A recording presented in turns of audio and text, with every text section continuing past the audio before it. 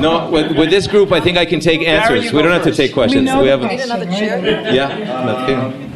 Need 2 chairs? Another one. 1 chair. Okay. 1 chair. Yeah. Well, we can. I mean, because it's informal, it's a workshop, and the fact is, this is kind of like a combination of a family reunion, a bar mitzvah, bat mitzvah. Because last year, this group, most of this group, met on a similar topic in the 14th World Summit on Counterterrorism. So this issue of BDS, terrorism, last year it was really called demonization and defamation, and anti-Semitism obviously doesn't go away. It just gets better and better and more compelling. So we always have what to address. But I think I'm going to take your advice, and we'll just the gig and move. We have very important work to do here today. Obviously, everybody in this room. And I recognize many of you are scholars and all of us students of this very serious problem, which we call this year we're calling it the meeting point between BDS, terrorism, and anti-Semitism. Now, on the face of it, and I understand we're supposed to be handling this in English. It's okay. This is the Ben-Lumiyut, the international quality of it. So if there's something that I say in English that's not understood, so I'll say it you can just ask me and I'll translate it. We'll say it in Hebrew. But the point here that on the face of it, the title of this morning's session is counterintuitive. It's counterintuitive. Because the way we have been treating BDS, boycott, divestment, and sanction, and the separate issue of what we look at as an issue of anti-Semitism and terrorism as a military problem have all been handled in discrete channels. We haven't really integrated an approach to terrorism, dash BDS, dash anti-Semitism. So we've been handling this problem. Many of you have heard Miri Eisin, who teaches courses here on public diplomacy and was obviously a member of the communication staff of the government for years, and I'll introduce them properly. But Professor Steinberg has been talking about this for years, and Avital herself is a senior member of the IDF communications team. But we are arriving at this moment today at the IDC at a watershed. It's a watershed moment, I believe, because of the legitimation or legitimization of terror groups, some sponsored by Iran. The legitimization of those groups in the international community has created a type of need to integrate the way we analyze terrorism and express our opposition and countering terrorism and counterterrorism, and I would call it as an expression of political warfare. And Lorena Atias-Levosky, who just walked out of the room, and I authored together an article that will be coming out, we hope, under Professor Ganor's book on counterterrorism, looking at political warfare. Lorena, hi. Looking at political warfare and public diplomacy as tools of counterterrorism. As tools of counterterrorism. Ambassador Fernandez, who many of you saw make his presentation yesterday, who was the director of the Strategic Communications Division of Counterterrorism in the State Department. When we caught one of those conversations outside the men's room, in the hall between and he said, look, the session tomorrow, meaning where we are right now, on BDS, anti-Semitism, and terrorism, is not about public diplomacy. Ambassador Fernandez said, hi, Charles. How are you? We just started a second ago. Dr. Charles Small of ISGAP. We're going to make formal presentation in just a second. Ambassador Fernandez said, and he's an expert in Al-Qaeda and radical Islamic movements. He said, what you're doing in your room, A208, right now, it is not public diplomacy. When you look at this meeting point between BDS anti-Semitism and terrorism, when you approach the subject, this is an issue of national security, this issue of political warfare, which I think is an expression of when you look what we look at in terms of terrorism, BDS, and anti-Semitism. And my hope for today, with the participation of everyone in the room and our distinguished panelists, is to try to come to an understanding what policy options we have. We've been analyzing these issues somewhat, some would say to death. I mean, we've really been analyzing them for the last 10 years as phenomena. But in the context of an integrated problem of soft terrorism and hard terrorism, how do we develop the right policy options in order to counter this meeting point between BDS, terrorism, and anti-Semitism? And each one of our panelists is an expert in one or more of those specific areas. So that I would ask all of us to think in terms of policy. Those are the two words I think that may be missing from this morning's title. And policy options. Policy options. So with that, I'd like to just introduce myself very briefly. My name is Dan Diker, and I'm the head of the Political Warfare Project at the Jerusalem Center for Public Affairs. And I am very honored to be a research fellow here at ICT and a graduate of the ICT Advanced Program in Counter-Terrorism. It's certainly, this is such an extraordinary, it's an extraordinary institution. Hi, Professor Cotler. Welcome. We just now got underway, so come on in. What's extraordinary about the ICT... No, you sit here. We're going to move as soon as somebody starts to talk. As we all know, we take a multidisciplinary approach to the concept of counterterrorism.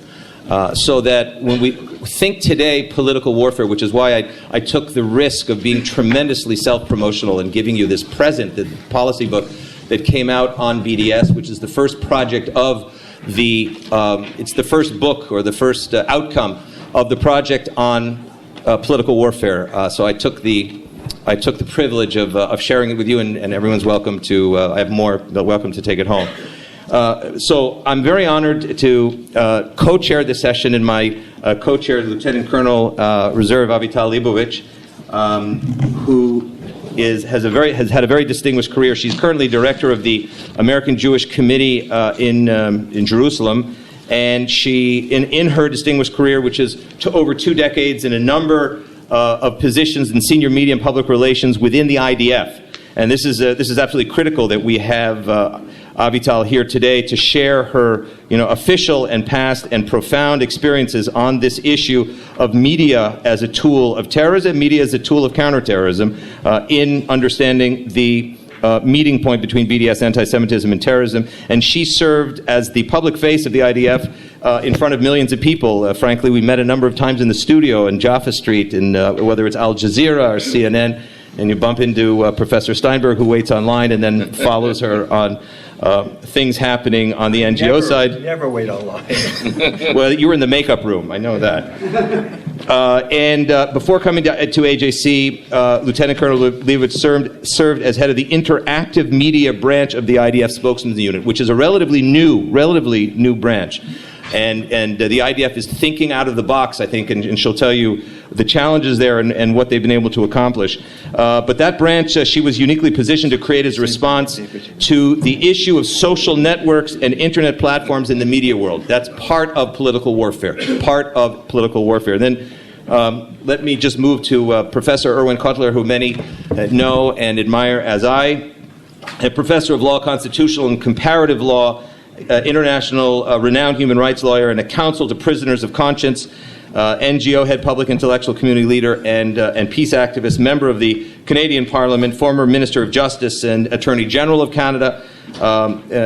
Professor Cotler, as many of you know, have been described in each of these roles as being at the forefront of the international struggle for peace, justice, and human rights. He's the recipient of 11 honorary doctorates, lots of robes in your closet, Irwin, and numerous awards, including the Order of Canada. And he was elected 2014 Canadian Parliamentary of the Year by his colleagues, and many of us know his beloved wife Ariella, who is also a scholar in her own right of these of matters. I think Irwin and creates vibrant discussion. Yeah. Vibrant discussion. Vibrant. And then we move to Professor Gerald Steinberg, who clearly, frankly, is one of the path-breaking intellectuals and academicians and practitioners all at the same time in this whole area of political warfare. And I must say that before many of us who handle these issues of, call it fourth generation warfare, call it a political warfare as an umbrella concept. Professor Steinberg was using this terminology and packaging this understanding of the nexus between conventional terrorism and and when I say non-conventional, I don't mean chemical warfare. I mean soft terrorism, if you will, lawfare. The extraordinary contributions that so-called human rights organizations make to terror groups, and in fact, it was Professor Steinberg's work who influenced in one of the footnotes in some of the in one of the major pieces that I wrote was quoting the work of Professor Steinberg in the connection with the PFLP, the Palestinian Front, the Popular Front for the Liberation of Palestine, and their connection to supporting BDS groups, and you'll hear from Professor Steinberg about that. Let's see, Professor Steinberg is a member of the Israel Council of Foreign Affairs, the Israel Higher Education Council, Committee on Public Policy, Advisory Board. He's also a distinguished member of the Knesset panel on BDS, if I'm not mistaken, that has, right? I think that's the working title. We don't know what his title. And he's, on all the major networks all the time. An advisor, I would say, an advisor to this and that government on the issues of BDS as a tool of political warfare. And when I say political warfare, ladies and gentlemen, I think we need take seriously the recent work of Evelyn Gordon, who wrote a important piece in Commentary magazine, which she talked about the Cold War between Israel and its Palestinian neighbors, and she means not only Fatah and the PLO, but she also means Hamas together.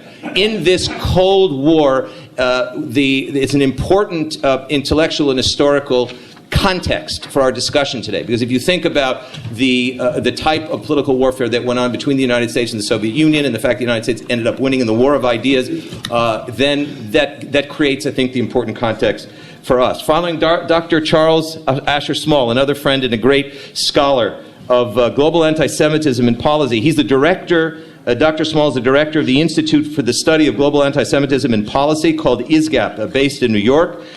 He is also the Koret Distinguished Scholar at the Hoover Institution, Stanford University. Dr. Small was the founding director of the Yale Initiative, the Interdisciplinary Study of Anti-Semitism, and the first interdisciplinary research center on anti-Semitism in a North American university. He taught political science in Yale. He also taught ethics, politics, and economics. What's interesting about Dr. Small is that on his business cards, in the title of his stuff, he always talks about and policy.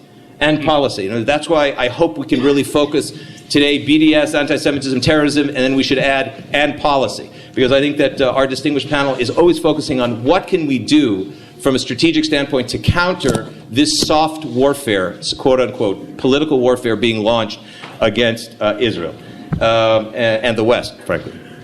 So, of course, he's published, you must read this Charles' work. It's very prolific. It's online. It's available online at ISGAP, and very important. Miri, do I have, even though, I don't know.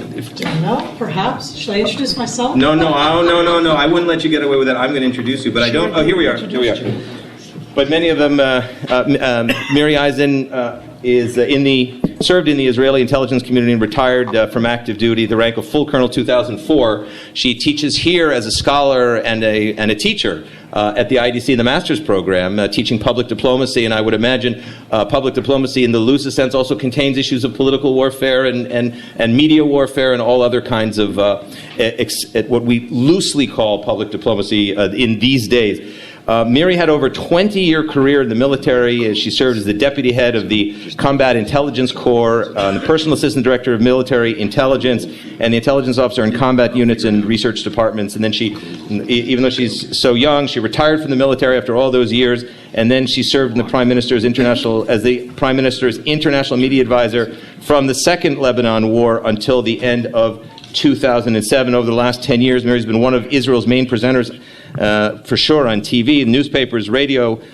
speaking on regional geopolitics, security-related issues, et cetera, and she teaches here, as we said, and she's extremely experienced in all of these matters. I think we have really a phenomenal panel, I must say, and a phenomenal group, as I know many of you are involved in one way or the other in all of these matters. And I'm seeing here people involved in security and in regional and international friends and allies of Israel and ambassadors as well. So it's really wonderful to have Yitzhak. It's wonderful to have you and many others and our dear friend Ratev Amru and friends and so on, to have a multidisciplinary regional approach to this type of problem that's really affecting all of us. May I call upon my co-chairman, Avital Leibovich, to share a few thoughts.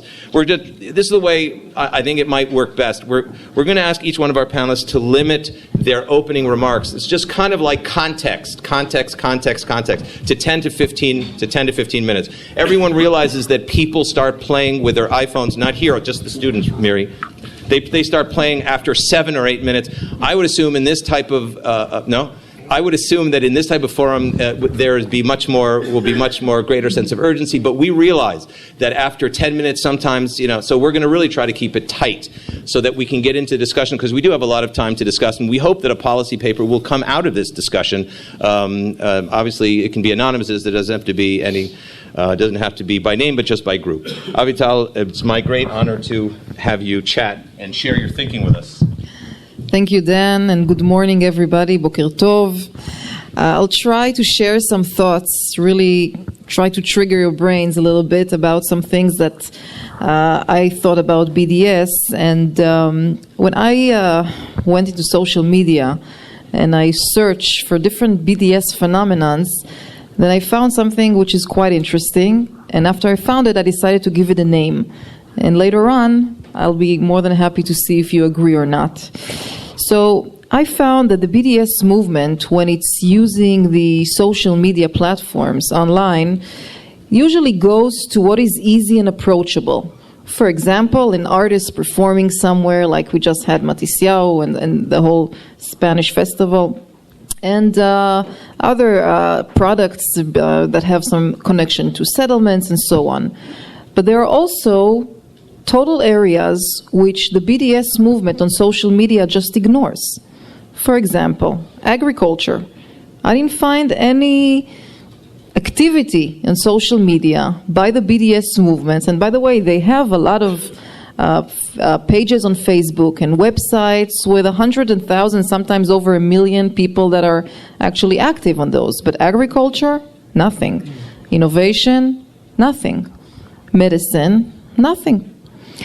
And this actually led me into thinking that in social media, when we talk about BDS, there is selective BDS. And the selective BDS actually goes to those things that are easier to handle, more approachable in social media. So a few more points about BDS and social media, and as Dan, you refer to it, the media warfare. The first one, they're not sophisticated. The material, the content is very basic, very not sophisticated. I would even say that the level of creativity on social media is quite a low one. Quite a low one. If I would want to learn something from them in their creativity, I wouldn't find much. The second point I like to make is the big advantage they have, these movements working on social media, is the strong links they are creating within like groups on social media. If you go to the BDS group in Facebook, which has over 850,000 followers and people active there, you would see on the side how many additional pages of other BDS groups. Reminds me of the flotilla to Gaza a few years ago, when suddenly Free Gaza became Free Gaza Sweden, Free Gaza Norway, Free Gaza, and this is the big advantage that they have, perhaps the only advantage they have. The third point is that they're actually very clear. It's very easy to see through the content. Because when I looked at some of the websites, I saw some tabs dealing with occupation and settlements and why we support Hamas. And this is content that I'm actually just sharing with you because that's how they appeared. They're not hiding their true intentions. And therefore, for us, as people who advocate and try to deal with the BDS, for us, we need those tools as ammunition in a way. I'm sorry, I come from a military background, so sometimes words here and there will slip. And speaking of that, I think that in social media, it's relatively easy to delegitimize the BDS movements through social media. First of all, it's viral, it's simple to handle, and it's the tip of our fingers. And I would like to recommend something here at the IDC, because I'm very much in favor of this facility, and I appreciate the great efforts of the students here, usually in emergency times when they, group together and deal with different efforts trying to bash Israel. I think we need a group of students that will be active every day, entire year, on these BDS pages. And it's actually very, very simple. It's a lot more simpler than you think, and believe me, I read the content. It's very, very easy and simple and not complicated. So I would like to recommend that the same war room would be maybe changed to a BDS war room type of phenomenon and will be operational all year round. And the last thing I want to say is that probably all of you heard here and there about the shaming phenomenon. If we are fighting BDS online, and I think it's critical because, as you know, the grassroots and the grassroots and the young students that often lead these movements, I think that we can take this shaming phenomenon and widen it. And I mean to the traditional media. Traditional media who uses material by the BDS movements as posted online should be shamed and should be legitimized, of course, in a proper way, in a proper manner way. But these are the tools that the society today cannot deal with. And I'm not sure that if a public television somewhere would be, exposed as someone who's cooperating with the delegitimization of an organization, I'm not sure they will be happy about their viewership. So I think we need to take this tool of shaming and utilize it to our own needs. Thank you. Thank you. Avital. What's that? Yeah, thank you very much, Avital. We have a few points for consideration. Just one, Avital said something among her points of really that we need to take note of, and that is the BDS networks do not hide their true intentions. That's a very important point. And I might say, if you look at the back of the book that I've given many of you, it emphasizes that point. Prime Minister actually recently quoted from those 3 headlines in the back of the book. Those are direct quotes taken from BDS leaders. They don't hide the fact that their goal is no different than Hamas's goal. They don't hide it. They say it clearly, and you can see it right in front of you. And I think that's an important point, that BDS today, in 2015, has been uncovered to be a maximalist campaign to cause the implosion of the state of Israel via the destruction of internal public confidence in state institutions, combined with continual, as Avital pointed out so well, continual assaults from the outside. And I think it's very important that we understand today's session in that context, in the context of warfare, not in the context of unpleasant grassroots, punitive campaigns to cause a two-state for two-people solution. That is not what they're talking about. And I think we ought to pay attention, as Avital points out to us, we ought to pay attention to them very carefully.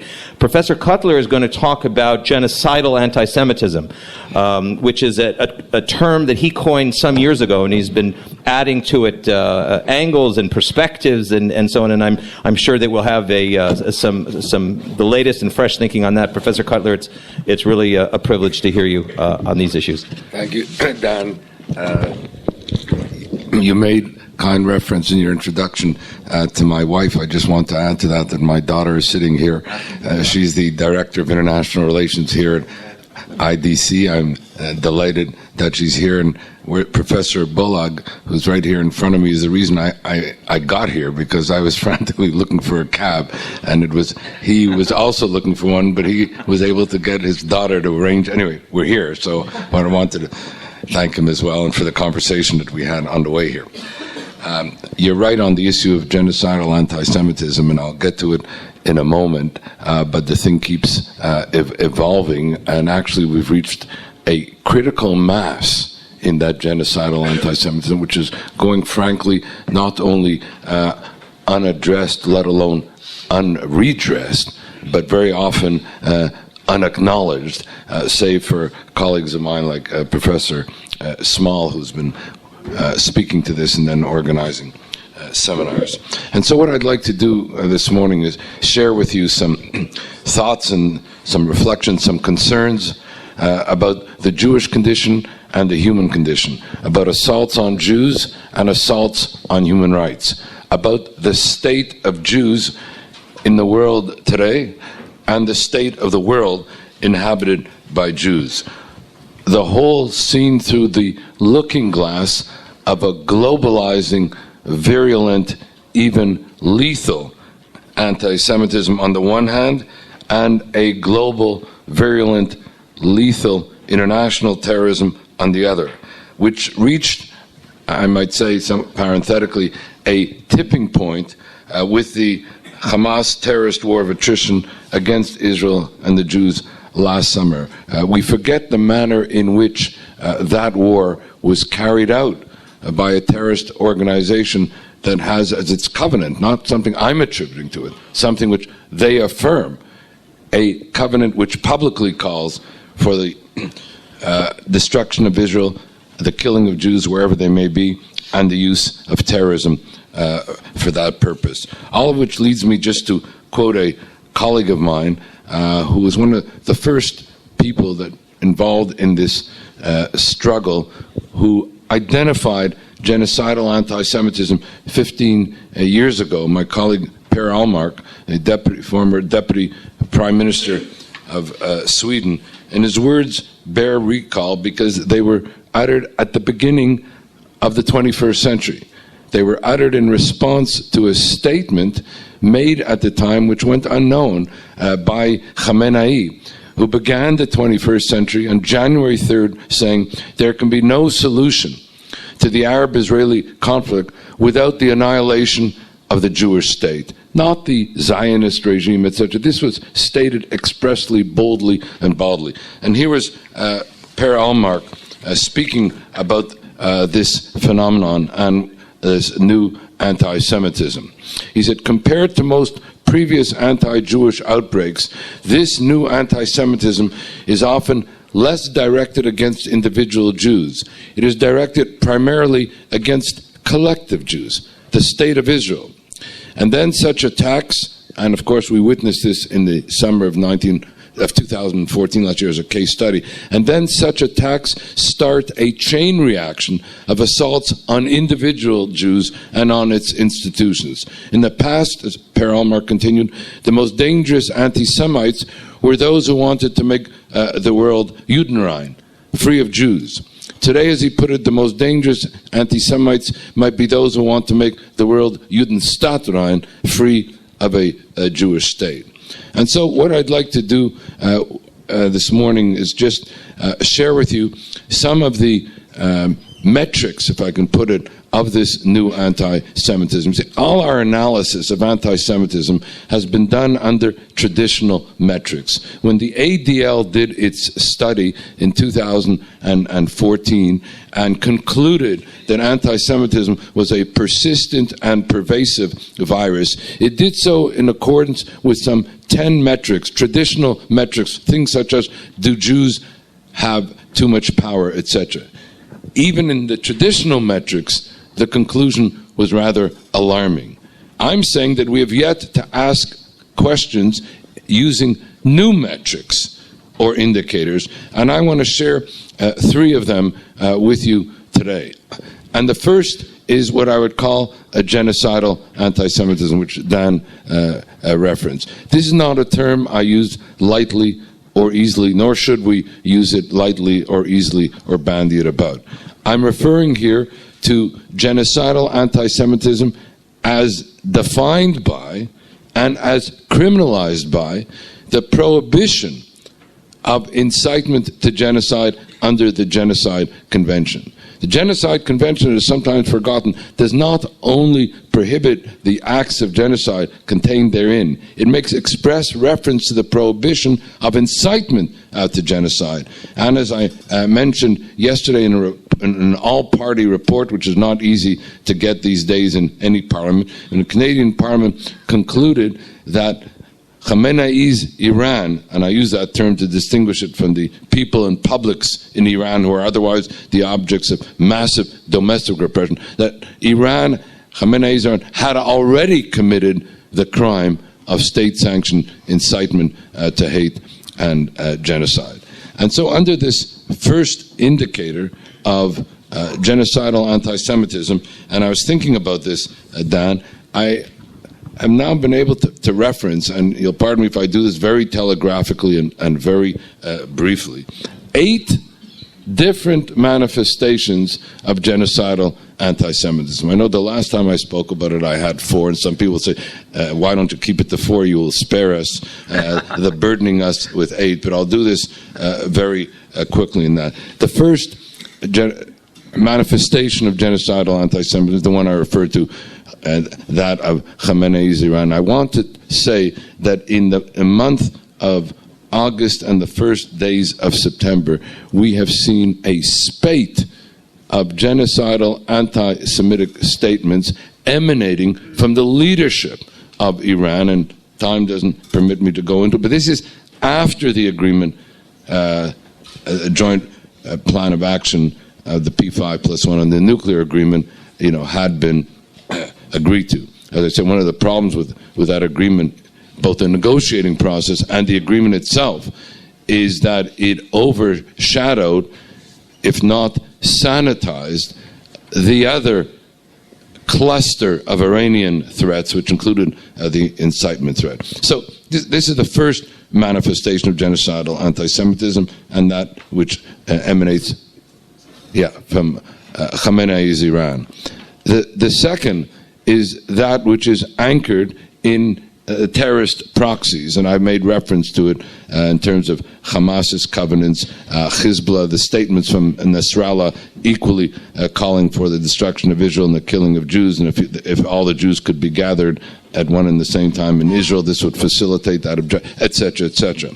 The third manifestation of genocidal anti-Semitism is what might be called the religious fatwas that emanate from the various radical preachers and mosques and the like, which themselves call for the killing of Jews wherever they may be. I have just one statement here. I could, as I say, regale you with this all morning of the kinds of statements that are being made in mosques from Spain to Belgium to Paris, etc. And here's a sermon just in Spain. Allah, destroy the plundering Jews. Do not spare a single one. This happened to have been during the Hamas war on August 12, 2014. As I say, I can go on.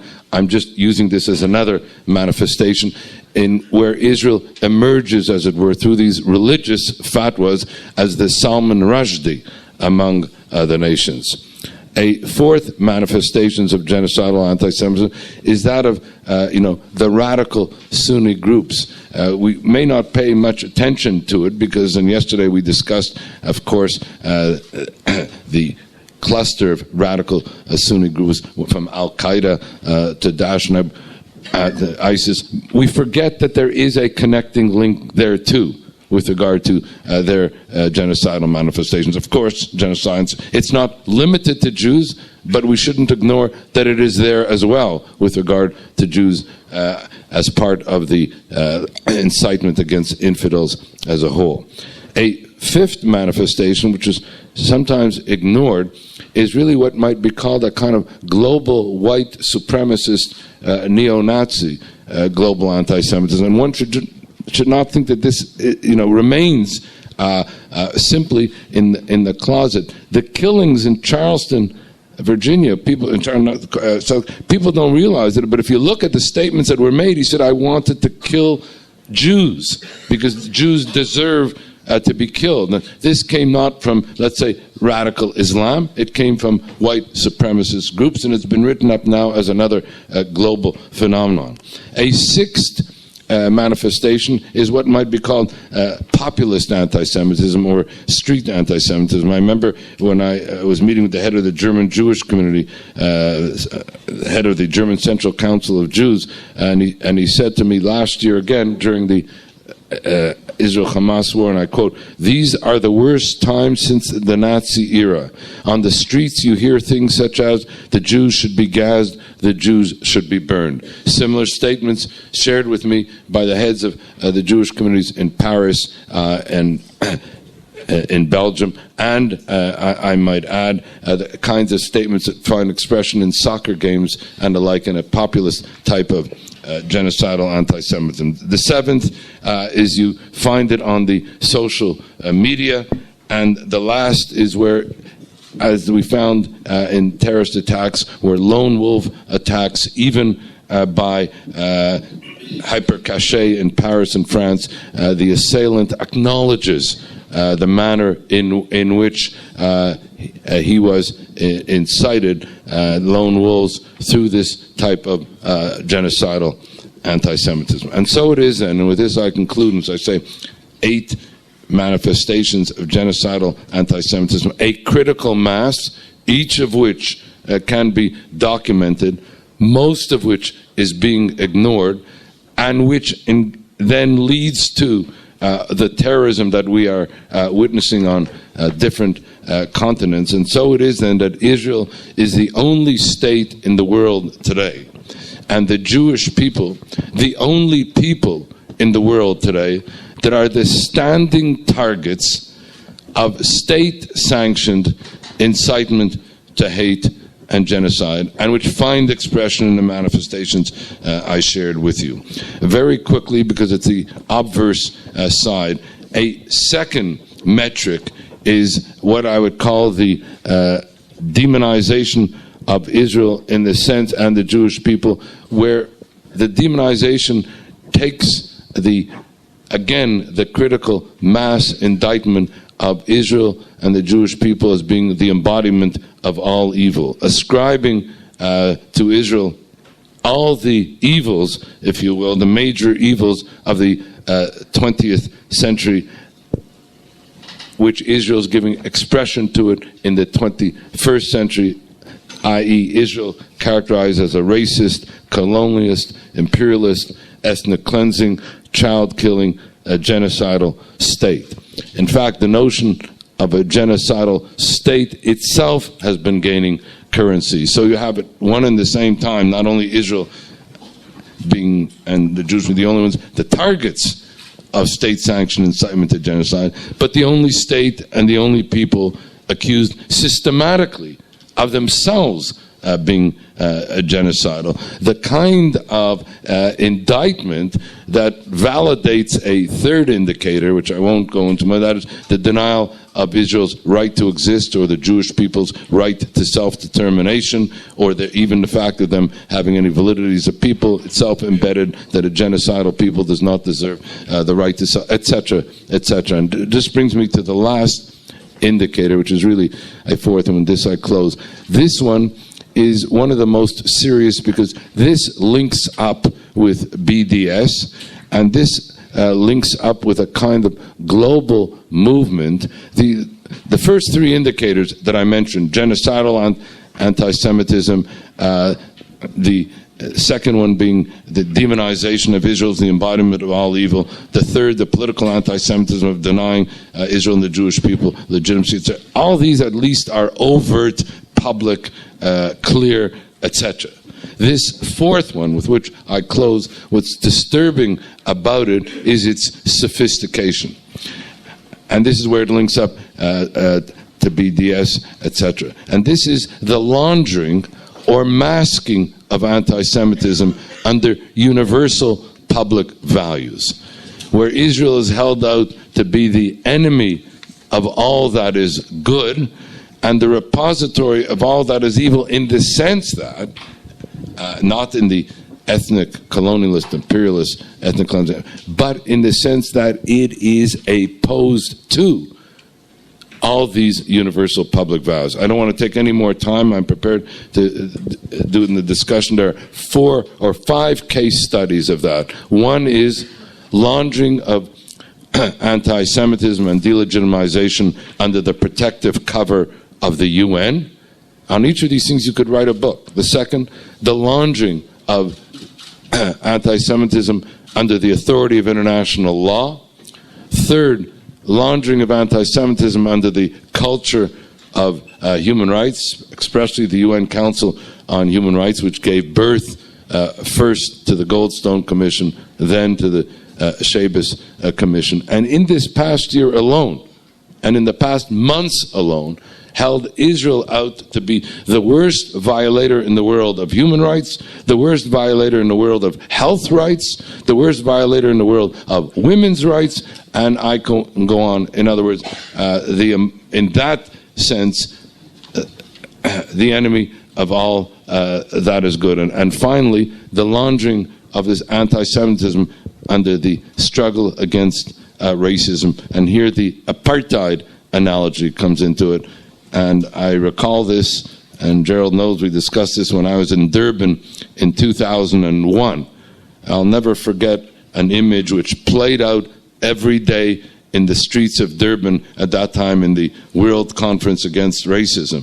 Interesting enough, it was the first international conference against racism in the 21st century, the first international conference on human rights in the 21st century, and where a world conference against racism turned into a conference of racism against Israel and the Jews. And I still remember the chanting in the demonstrations in the streets, which went as follows, that the struggle against apartheid in the 20th century required the dismantling of South Africa as an apartheid state, and the struggle against apartheid in the 21st century required and requires the dismantling of Israel as an apartheid state. 2 days after I came back from that Durban conference, we had 9/11. And as I've said, if 9/11 was the Kristallnacht of international terror, Durban was its Mein Kampf. And so you see the connection here between ideology, between anti-Semitism and the terrorism that follows, and then the sophistication of it in its laundering under universal public values, and then the use by that of the BDS movement to appropriate all the indictments in the laundering under the universal public values for purposes of indictment of Israel and the Jewish state. Because let's face it, the campus culture is a human rights culture. And all these idioms have their own dynamic in that culture. Okay, I'll leave it here. Thank you, Professor Cotler. I remember in the comment that you published about 9/11 being the Kristallnacht and the Durban conference as being its Mein Kampf, and not coincidentally on the 9th of September, within 24 hours of the Durban conference, there was a deadly suicide bombing in Nahariya, in which the Hamas, General Cooperwasser, in which the Hamas killed several people up at the train station in Nahariya. So that connection between terrorism and terrorism, BDS, and anti-Semitism. I just wanted to mention that Brigadier General Yossi Cooperwasser has joined us, who's running everything having to do with delegitimization. BDS, the Senior Director of the Jerusalem Center for Public Affairs, and my boss, and very happy that you came to join us, Yossi.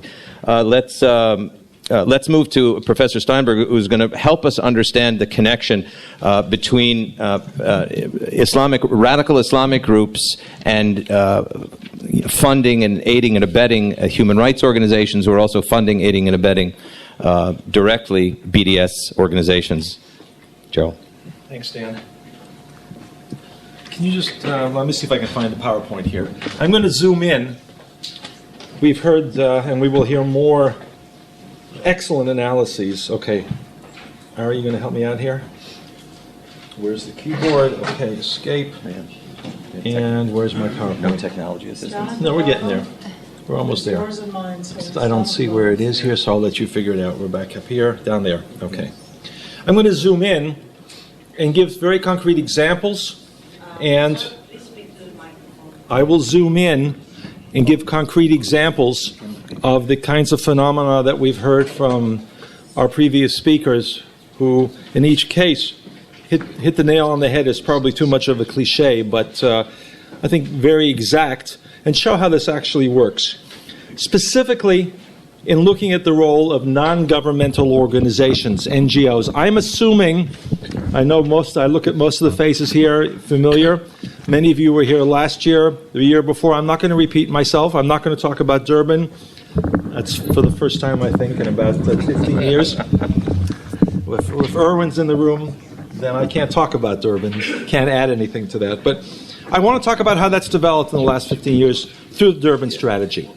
And one of the myths that's out there is that BDS began in 2004, 2005, Omar Barghouti, Palestinian call. BDS began at Durban at the NGO Forum, and the language is very specific. And what we've seen since then, 14 years, just about to the day, since the beginning of the application of the strategy that was used to defeat apartheid, the exploitation. And BDS boycotts was an important part of that, at least in the public activities, and using that against Israel and the exploitation of that process. It's bullying, it's sophisticated, and the response, as Avital talked about, and I don't know if you used the term, but I want to use the term naming and shaming. One of the most important tools that we have is to name and shame the organizations and the funders of this process. And unfortunately, many of them, as I will show, are Europeans. Now, because we're at the ICT conference, I'm going to start by talking about the links between human rights organizations, NGOs, many of which were at Durban, Amnesty International to start off with, and terrorist groups. Certainly the Israelis in the room and the rest of you may know that over the last few weeks, one of the main stories in the Israeli media was about a Palestinian hunger striker, right? Mohammed Ilan, a member, we know, of the Palestinian Islamic Jihad, arrested, tried, and convicted a number of years ago for being active in recruiting suicide bombers. Terrorism, straight out. He was rearrested and held in administrative detention recently for going back to the similar type of activities. And he went on a hunger strike, and it was the headline news here for a few days. Everything in Israel lasts for 2 or 3 days, and then we get a sandstorm or something, and the headlines, or gas out, and then all those issues. But this was the headline story. And in a large part of the foreign media, the fact that we're talking not about a Palestinian in Israeli jails, period, but an active member of the Palestinian Islamic Jihad was simply not out there. Now, why was that the case? Because a lot of the media discussion was was largely written by, and then cut and paste by NGOs. If you go to, this is the front page, the home page of an organization called Physicians for Human Rights Israel. And that's a well-respected organization that gets a large part of its money from European governments because these are physicians for human rights, and that's a good thing, right? So they have millions of shekels every year from European governments and from New Israel Fund and a few foundations. And their front page, their home page for weeks has been dominated by the story of this Palestinian hunger striker. And the Israeli efforts, I would say, I know I'm being live streamed, so I'll be careful, clumsy efforts, I would say, by the Israeli government and the Knesset, force-feeding and other issues and the division within the medical community. But that became the dominant story, and nowhere on this page or on Adalah's homepage or Al-Mazan's homepage, the three organizations that were leading this story, will you find any hint of the membership of and the active involvement of Mohammed Ilan in terrorist attacks, not just in the organization, but in recruiting suicide bombers. And I think that if I say nothing else, if Dan now pulls me off because my time's up, that's the theme that I want to talk about. And I'll add to that also the anti-Semitism and the role in BDS. Let's see if I can do it this way. We're talking about an industry. And I say I'm zooming in because I'm showing how the issues that were talked about, and I'm sure that also the other speakers will talk about this later on in different ways. But we're talking about an industry, and that's something that, again, those of you in this room have heard me before speak about this, and some of you are very active, and Dan, you documented some of this in your report and others. I wrote down, we have a general number we use of 100 million euros a year just from European governments. It's probably more than that. Each one of these governments in Western Europe, plus the EU, funds on a regular basis these organizations that promote these agendas, the narrative of Israel and Israelis as committing war crimes, as Israelis as violating human rights and international humanitarian law. And so much of this material, they don't know what they're talking about. But journalists, diplomats, others, they're not experts, and they give them the recognition of having that expertise. And they give them the money to promote their human rights agenda. Some of you may know about, I talked about it briefly, the organization named the Dala, an Israeli Arab organization, that floods the courts. First, the Israeli courts, and more recently, the International Criminal Court and others, with all sorts of demands for investigating Israeli war crimes. The fact that they're able to do that and get publicity for their activities is because they have so much money, and they get from almost every Western government. Some more specifics, and I will make it short, because there are far more than I can do in the, what do I get, half an hour? That's including next year's. That's including next. So I'll just pick some, yeah, right, exactly. I'll just pick some highlights here.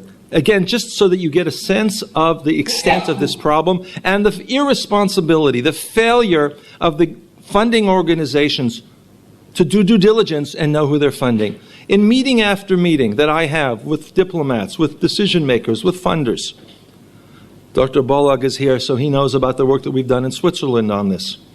And I don't think that they're lying. I think they, in almost every meeting, they say, we didn't know this. Well, this is an opportunity, and each one of the activities that we do is an opportunity to say, okay, now that I know this, what are you going to do about it? And I'll already preempt my final line before you pull me off and say that we are seeing declines among some of the responsible governments as this information is brought to their attention. So it's not naming and shaming does work. For instance, one of the most active organizations in bringing lawsuits around the world and in the International Criminal Court against Israelis, and also in BDS, is an organization called Al-Haq. I was recently in Geneva for a meeting of the Human Rights Council. At that meeting, that was when the Davis report was presented on last year's war, the Gaza war. Here's our responses represented, which I will leave up here so we can get in the cameras. There we go. Analyzing what was wrong with that report and all the other reports that came before it. But there was a side event that was held by Al-Haq and Medical Aid for Palestinians, and I think Al-Mazan, a room that was probably 3 times or 4 times the size of this, completely packed with diplomats, on Israeli war crimes. Who funded that? Again, the same governments that I talked about. Well, the head of Al-Haq is a gentleman named Shawan Jabarin. And according to the High Court of Justice in Israel, he's a senior activist in the PFLP, and as this is the language of the High Court, a Dr. Jekyll and Mr. Hyde. By day, a human rights activist, by night, active in the PFLP. I don't think, when I spoke to the European diplomats who were sitting in that discussion, the 4 or 5 that I spoke to had absolutely no claim to have no knowledge of this, and I think that's accurate. I think it's a matter of ignorance and a matter of lack of due diligence. Another example from Adamir, an organization that is dedicated to working on behalf of Palestinian prisoners. Again, the fact that they are terrorists is never mentioned in their activities. Okay? Again, a PFLP, direct PFLP connection. And look who's funding them. Look who's giving them the money. It's across Western Europe. Sweden, Switzerland, Denmark, and the Netherlands are among their major funders, working through a framework called the International Humanitarian Law Secretariat, based at Birzeit University. I think there's beginning to be, I know there's beginning to be in each of those 4 governments, both in parliaments, somewhat in the media, a discussion about why are we doing this? Why are we providing, do they have a $15 million budget for the next 2 or 3 years on these, not Adamir, but the other NGOs that they fund. The chairperson was banned from by Israel from traveling because of alleged membership in the PFLP. The vice chairman is reportedly a senior official in the PFLP. These are not rumors. These are not unsubstantiated journalistic reports. These are Israeli government findings and court findings. As I said, the International Humanitarian Law Secretariat, based in Birzeit, is a serious problem here. They fund 24 NGOs that are active in this area. Each one of these I could give at least an hour or two discussion of, and I urge you to go to the NGO Monitor website for more details. Without those NGOs, the Shabas-Davis report, Davis, Mary McGowan Davis replaced Shabas after he resigned following the revelation that he had received money from the PLO. Slight conflict of interest for an international professor of law. Well, they're streaming this money, and the money's being used to write these reports condemning Israel for war crimes, which then has a direct link towards anti-Semitism, which I'm going to talk about in a minute. So these are the money from the Birzeit University, and the number of times they were cited in the report issued by the UN in 2000 and recently earlier this year. Amnesty International. I have to say that when I speak to people from the UK, and there was a delegation here last week of members of Parliament, House of Lords, and elsewhere, to say that Amnesty has terrorist connections, you almost see their brains turning off. They can't absorb that. This was not something that NGO Monitor, the well-known right-wing fascist organization that people in the NGO community loves to turn off and to block on Twitter and Facebook. This is from the Times, the London Times, the UK Times, a series of 3 articles documenting Amnesty International's terror links. Amnesty directors' links to global network of Islamists. I won't go through the details now, and this is not the only one, the only example within Amnesty.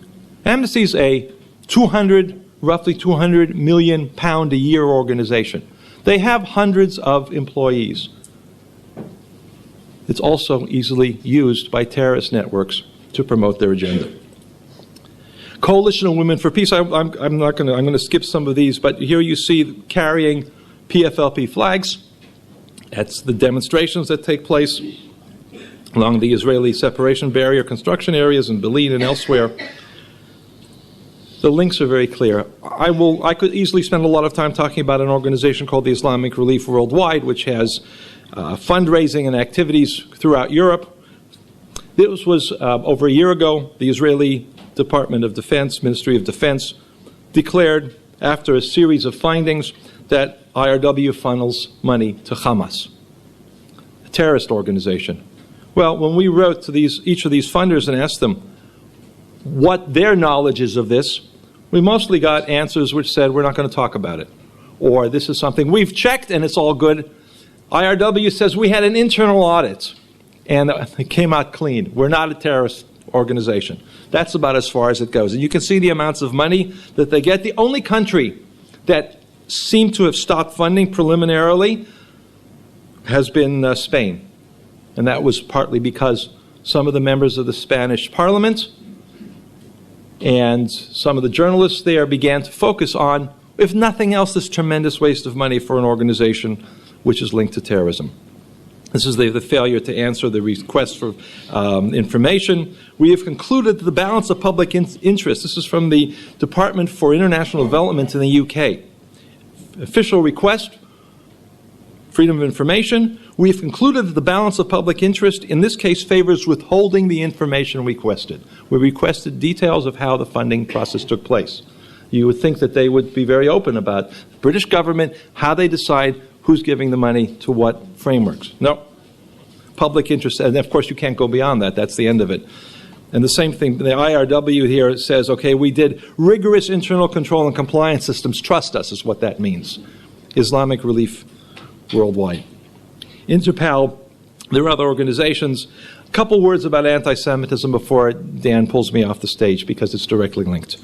Irwin talked about Durban, and Durban was the hub of this, or the beginning, the core of this wave of linking anti-Semitism, BDS, demonization against Israel. And you had posters and you had copies of the Protocols of the Elders of Zion being handed out. 1,500 organizations, 5,000 individuals at the NGO Forum at Durban. And we see this now. Amnesty was a key actor at Durban. And Amnesty International has not just the terrorist connection, but also the anti-Semitism connection. There were 17 resolutions that were discussed this year at their annual meeting. 16 were passed. The only one that was defeated was a resolution condemning anti-Semitism. And their excuse was, we condemn all forms of hate crime and discrimination, but unfortunately we cannot campaign on everything. So anti-Semitism, that we can't do. And that was right in the middle of the period of the horrendous attacks in Paris, at Hypercacher, in Copenhagen, and elsewhere. But Amnesty can't campaign on everything. Then you have high-level members of Amnesty staff that on social media post what can only be defined as crude anti-Semitic, what they call jokes, during periods of war and tension, or referring to Israel as the ISIS of the Jewish ISIS, and other examples like that, or retweeting Hamas statements about Israeli war crimes. Matisyahu, I think everybody in this room knows the case there. That is the expression of the BDS movement's core anti-Semitic agenda. To take an American singer who's Jewish and force him, the only one who was for whom it was demanded, not Israeli, American, and tell him that his participation in this music festival, reggae music festival, was contingent on him signing an anti-Israeli statement, shows you the level and the focus of the BDS movement. And I just want to add that you're going to say that he in fact handled on the Matisyahu issue. Actually, the BDS movements lost. Yes, exactly. That's the naming and shaming. He has a Facebook page with over 1,200,000 likes, and then after he performed, he uploaded his song. Sang Jerusalem. He sang Jerusalem, and then he added a comment, tonight was difficult and special, and so on and so forth. It had 364,000 views, which means, they wanted something, they got something else, and in addition, there were a lot of activity around this. For example, 10 Matisyahu songs that make Israel boycotters livid. No, I think it was a whole issue, case, I actually wrote a piece which you'll see in the Friday some of the Israeli papers, review of the BDS anti-Semitism demonization activities over the last year.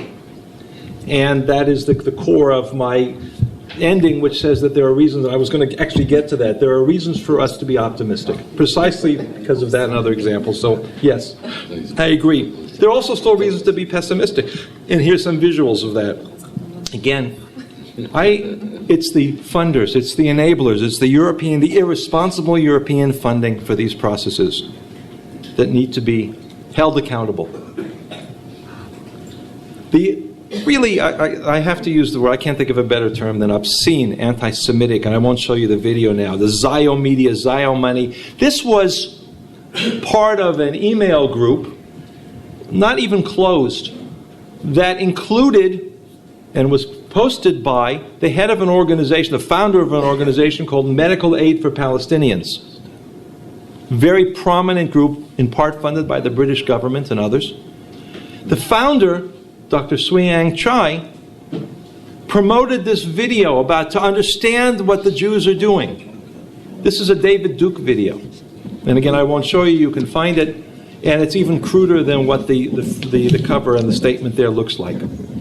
This is from a prominent organization which has lords and members of parliament from the British government as part of its as patrons, of its supporters. The depth of the anti-Semitism in the NGO area, an organization called Medical Aid for Palestinians. Like all the other terms, these are all good terms, but what do they do with the millions that they get? Not just basic pro-Palestinian, pro-terrorist, pro-Hamas public relations, but crude anti-Semitism. And the unwillingness of the people who are part of this organization, who give it money, to even listen and pay attention to this activity, I think is a deep part of the problem. Getting their willingness to admit that an organization which claims to do all these good things, humanitarian activities, has this as its background is I think, the first part of the naming and shaming process, and the most difficult to get through. There are more examples. I'm going to skip them all. They're more depressing. I'm just going to, I want to end, I should have gone back one, but all right, I will just do this without, can I go back one? No, I have to do it this way, okay. F5, I'll leave that on. I just want to end by being optimistic. It is Erev Rosh Hashanah, and I should be home getting ready for Rosh Hashanah, but I'm not. And I just want to say that I do think that the pushback is growing. And Matisyahu, Avital, you took my punchline. I'm sorry. No, it's good. It was important to say that. The Matisyahu example is important, but that's not the only one. It's the most visible one. And it is an extremely important example also of social media, because it wasn't that just what Matisyahu did. In the 14 years that I've been working this area, I was going to say obsessed, but I don't want that to go out live. But I don't remember a single example where there was a combined effort together. Every organization that I know about worked its network.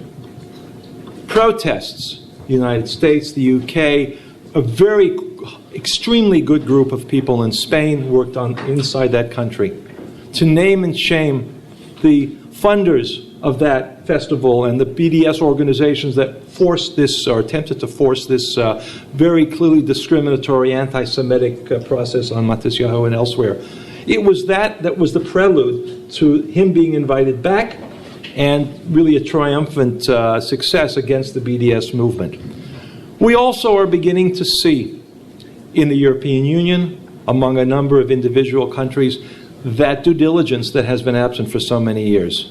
And we hope to be able to publish in a few months at NGO Monitor a report by the end of the year on the 2014 financial activities of the governments in the NGO field. The European Union has cut about 10 million euros a year to the organizations that are most involved in this activity. And that's a success. They have not done that. They've changed the rules for funding, partly. The battle's still a long way to go. And we've seen individual embassies, the British Embassy and others, where they are much more aware and conscious and careful about their own funding. So the message is getting through. The Israeli government now gets the message that this is something that should be high on the agenda because that's what causes the poisoning and all the war crimes allegations and the BDS movement. Taking the money out of the system is not going to completely end the BDS movement, but it's going to make it much more difficult for them. Thank you very much. Thank you, Gerald. That was great. I think Gerald, one takeaway from your presentation, because you made a number of really critical points in terms of the nexus between human rights organizations, BDS, and terrorism, is this work you've done on the connection between the PFLP and Al-Haq. This is a new direction for us in BDS, because I don't know if you've noticed or have seen the recent article by Khaled Abu Tuameh, wrote for Gatestone Institute on Hamas and BDS, the new partnership. Hamas and BDS, the new partnership. And this is a topic that I had focused on myself over the last years to try to find the smoking gun between terror organizations, internationally recognized terror organizations, certainly by the European Union and the United States, and the BDS groups, which is really shooting the arrow from the opposite direction that Professor Steinberg has brought us to on the archery range, as it were. And I think there is more and more evidence to show that Hamas is not only indirectly involved through its proxies like Tamimi and Sawalha in London, who are, the former head, Sawalha, the former head of Hamas in the West Bank, Judea and Samaria, is one of the major inciters and BDS Islamic BDS proponents in London, but there's a major study. This is like a major study is going to come out by a major American think tank in the coming weeks about the direct connection between Hamas and BDS. And I would urge all of us to look at Khalid's brief. You can Google it. It's called The New Partnership, Hamas and BDS. Let's move to Dr. Charles Small. Charles is going to talk about the ideology of contemporary global anti-Semitism, jihadism, BDS, and Western capitulation. So here we have, I think we're moving really into the issue of policy. When you talk about policy and the political will of Western organizations to stand up to phenomena.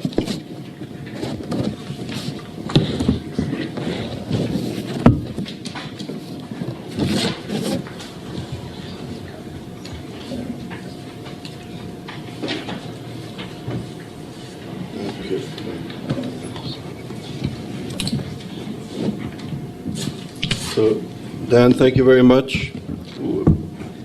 I'm honored to be here, and I want to commend you on your important work on BDS. I also like to acknowledge a few people who are here, friends. Malat Tabori and Irwin Cotler are actually involved in ISGAP, and I appreciate all the efforts you're doing for ISGAP. Gideon Bahir from the Global Forum, the Ministry of Foreign Affairs, so I have the honor to work with in the working groups. Glenn Feder is here, and he's a fellow.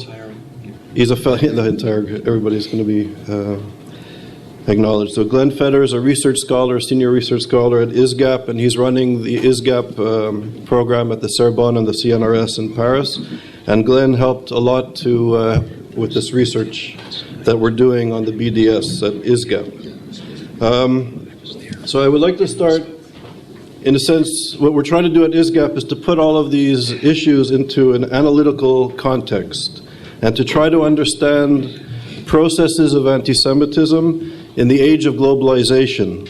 And I would argue that it's very important to understand power dynamics and economic, social, and cultural processes which are happening at a rapid rate through processes of globalization.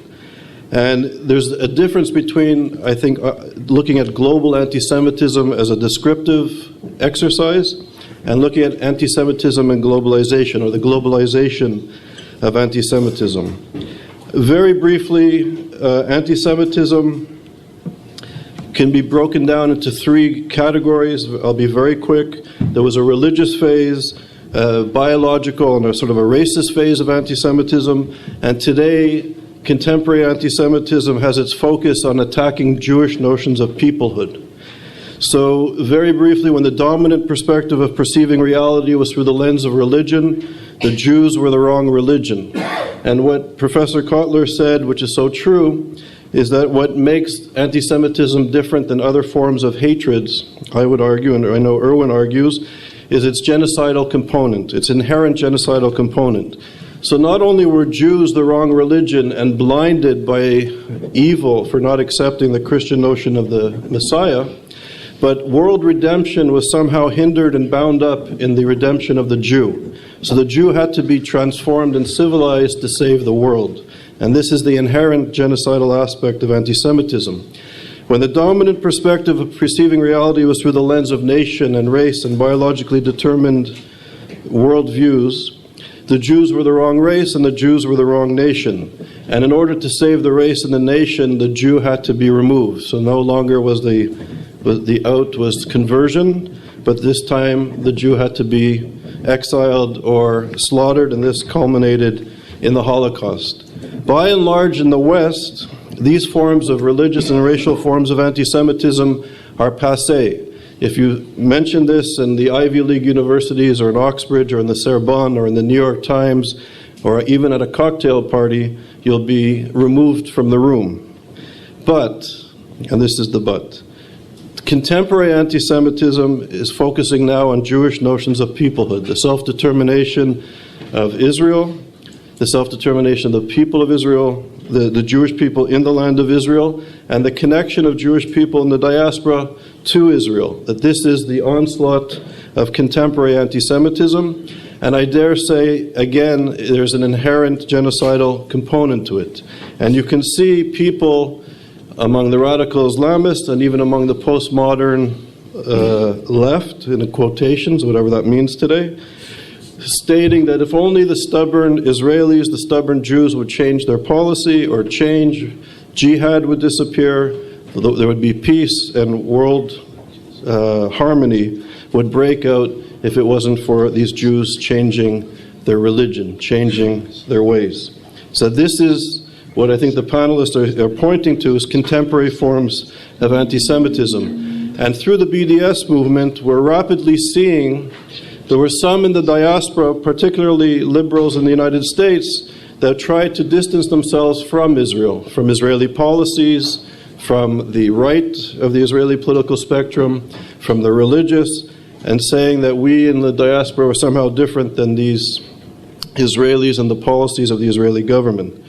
But we can see through the universities in particular, and through the BDS movement, the demonization of Israel has now come to American, North American, South American, and European campuses. So any students who are affiliated with Jewish groups or Jewish cultural organizations are often tarred as part of this problematic group, sort of connected to the racist, colonial, Nazi-like entity, the Zionist entity in Israel. So we see diaspora communities rapidly coming victimized, if you will, by this sort of onslaught of the BDS movement.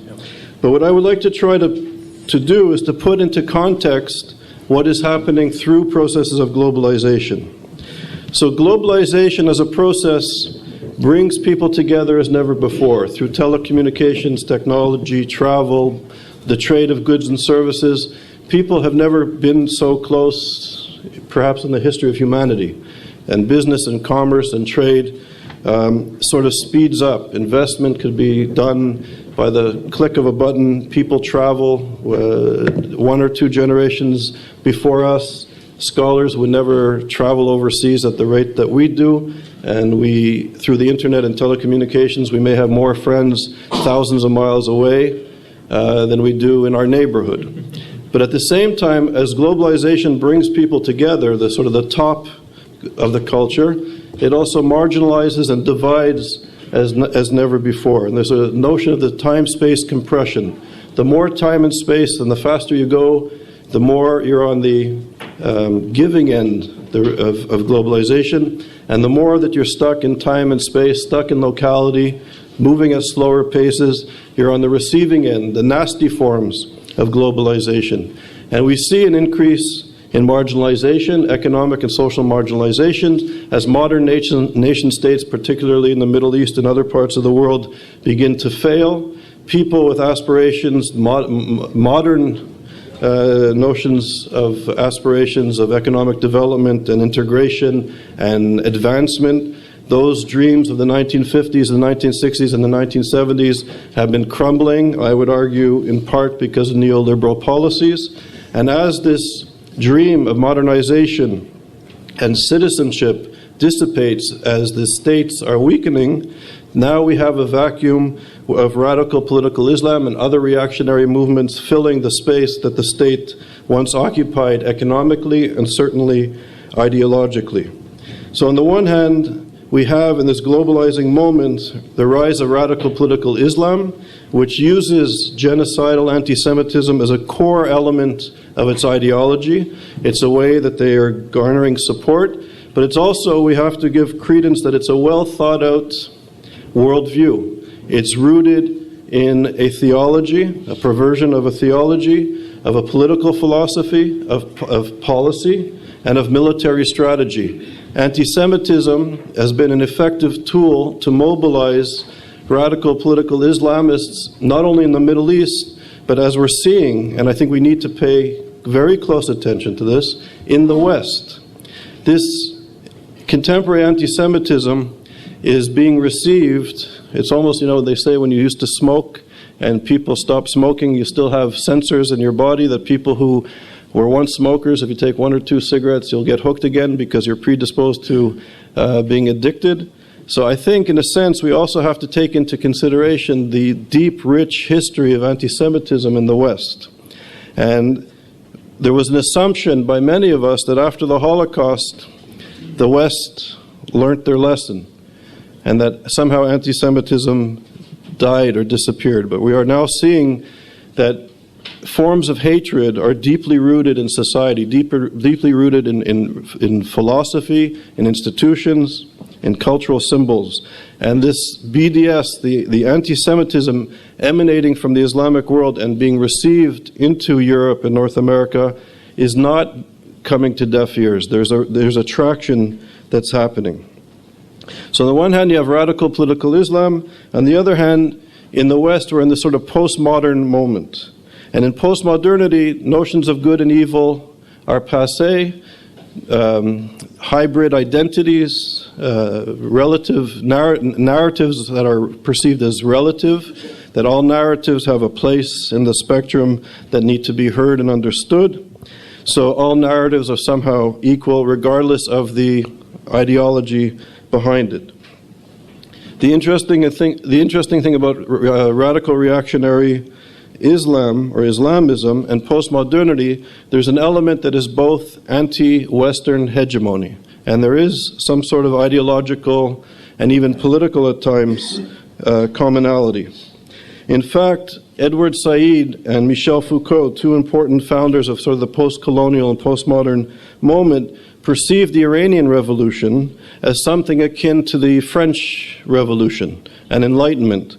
Michel Foucault visits Iran in 1978, spends a lot of time in Paris, as did Edward Said in the late 70s, and both very important intellectual figures give credence to the Iranian Revolution, not, I'd say, focusing on its excesses, on its anti-Semitism, on its sexism and all the sort of the reactionary ideology, but they perceive this as potentially a liberating movement. So you have this sort of post-colonial, postmodern moment, particularly at the best academic institutions in the West and in the media of record. And I think now we're beginning to witness, in terms of policy, the graduates of these best universities, the graduates of this high education, are moving into positions of power. And I think we have to be honest, and we have to, I think, go back, I would argue, and look at President Obama's speech in Cairo. President Obama embodies the best Western education you can get. And he was a student of Edward Said and Khalidi, and he comes out of this sort of moment. And when he goes to Cairo, one of the first things he does is invites the Muslim Brotherhood to sit as honored guests at his feet in Al-Azhar University. Interestingly, as a footnote, the Muslim Brotherhood has deep roots in the American Academy. It also has deep roots in American society. More than 80% of mosques that have mortgages in the United States, the mortgages are owned by the Muslim Brotherhood.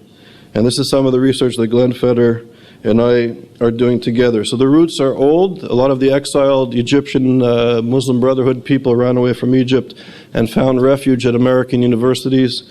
And there's a whole network that goes back to those times. I think that in a sense, with the Cairo speech and with the agreement with Iran, we see, Gerald is speaking about how the European Union is subsidizing BDS movement by almost 100 million euros. The question that I have is how much will the P5+1 subsidize the Iranian revolutionary regime's involvement in the world and the promotion of its anti-Semitism? So in a sense, I would argue we have to get our heads around the fact that it's actually the West and the Western democratic countries that have now legitimized the Iranian Revolution and its ideology by entering into an agreement. If you've noticed, many Western leaders have a very difficult time speaking about contemporary anti-Semitism and naming it, which is part and parcel of the process that's gone on, and the ramifications of the agreement, which is a lot to do with trade and commerce and that sort of thing, which globalization and the process of a globalization reflect upon. The Muslim Brotherhood and the Iranian lobby have had access to the White House and to other institutions of power in the United States and in Europe, and this needs to be understood. And I also think, and I'm trying to be cautious, but as we mentioned earlier, as Professor Cotler mentioned earlier, the attacks in Charlie Hebdo and at the kosher supermarket on the eve of Shabbat, where the American government did not emphatically state that Mr. Koulibaly, the murderer in the kosher market, actually targeted and assassinated people because they were Jewish, and that Koulibaly was part of a global reactionary Islamist anti-Semitic movement, that at the core of this murderer's ideology was genocidal and is genocidal anti-Semitism, and to say this in the United States of America today is problematic. We also, in terms of decoding ideology, and discourse. The discourse of anti-Semitism in the contemporary context is very important, and it also creates sort of the atmosphere and the context in which we're operating.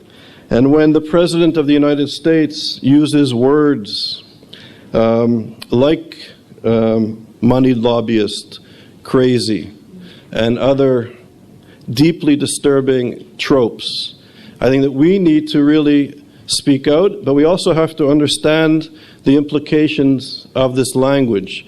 And I can't imagine any world leader using similar tropes, similar deadly tropes, that would be sexist or homophobic or racist and get away with it. But this is what's happening. This is what's happening on an increasingly frequent basis. And the question is, I would say, is that in the United States of America, where democracy is largely and deeply entrenched, the rule of law and the institutions and the Constitution are deep, and I think this form of hatred will be weathered. But then the question is, this type of discourse and rhetoric, what are the implications on global anti-Semitism? What happens in the suburbs of Paris when they hear the President of the United States saying these things? The 1% versus the 99%. The money lobbyist undermining democratic processes. What are the implications of the suburbs of Paris? What are the implications at the best universities and the media of record? And the discourse is, I would argue, shifting rapidly. And this is the context that we now find ourselves. And I think that, in a sense, I don't want to sound too depressing, but I think this is the beginning of a real storm. And the recipe, it's almost like a curry. All the spices are on the table, and the fire has been struck.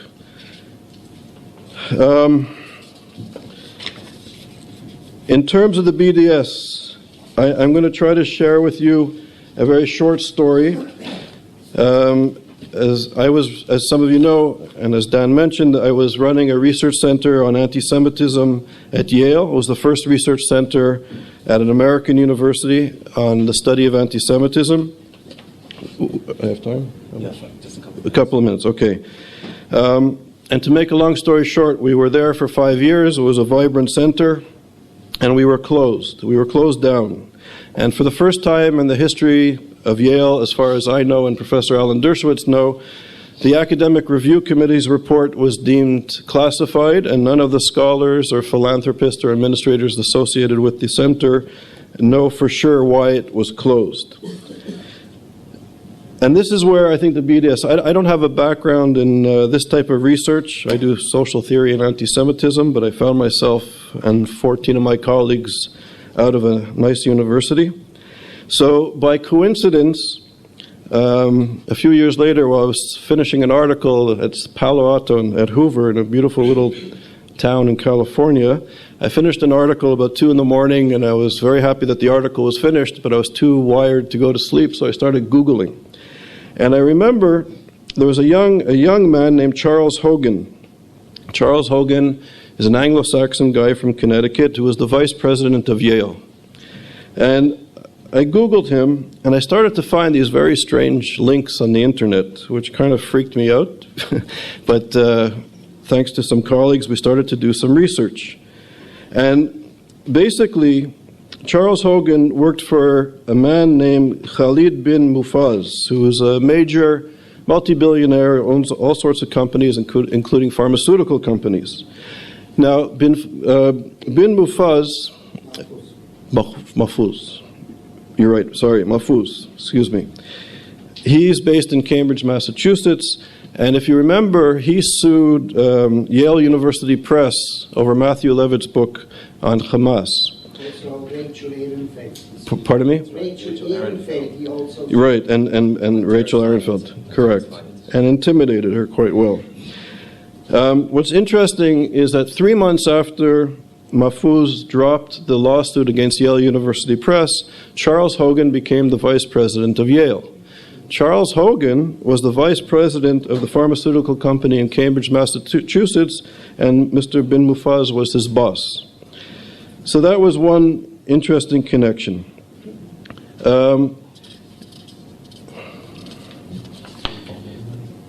And Mufaz is suspected of being linked with various terrorist funding schemes, and also reappears behind the scenes in another scandal, which is about Yisa. Now, what's interesting, when Charles Hogan came to Yale, he hired a woman named Aletta Wegner. Aletta Wegner worked in international programming, and it was Charles Hogan's right-hand man. Now, what's interesting is that Wagner, before she worked at Yale, was a State Department official under the Clinton administration, and she was running the scheduling and the workings of a Mr. Abdul Rahim al-Amoudi in the Gulf. So al-Amoudi has been convicted of supporting terrorism and has been imprisoned. And this was, Miss Wegner was her boss. Wegner's husband, Bassam Franji, is closely involved with anti-Israel activism in the United States and is a supporter of Hamas and Hezbollah. Now, this is the tip of the iceberg. Glenn and I are doing all kinds of research, and I have no time to get into this. But we know through the BDS movement, it's not only the demonization of Israel and anti-Semitism, but there's been a concerted effort by some Saudis and Qataris and others, and even the Iranians, in sort of, I would argue, buying America, buying universities and the media of record, and now they're even buying law firms, major law firms in the United States.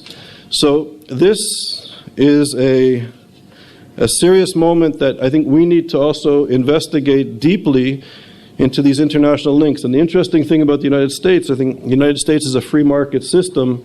So unlike social democracies in Western Europe, that the state has to report on their funding, and there's more easy access, I'd say, or some easier access to information than in the United States, where there's a free market system, and it's easier to donate and to move funds.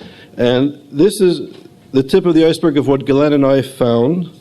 And I would submit to you that if Glenn and I found this, I don't want to sound too humble, but if we can find this, I think it's of great, great importance that people who have the expertise in this area begin to do the research and to expose it in sophisticated ways. And I think one of the things that small NGOs like ISGAP and others is that we're all fighting for recognition, we're all fighting for funding. And I think that in a sense that we're really at war, and we have to work together, and there are times when this information should be released in a sophisticated way. And I think that there are liberals and there are people who are not tarred and branded in a certain way that we all know is anti-Semitic and problematic. But sometimes I would argue that it's okay to take our logo off some of the reports and give it to journalists and give it to people who care to run with stories and make these issues more mainstream, because in a sense, as we all know, that anti-Semitism begins with Jews, but it never ends with Jews.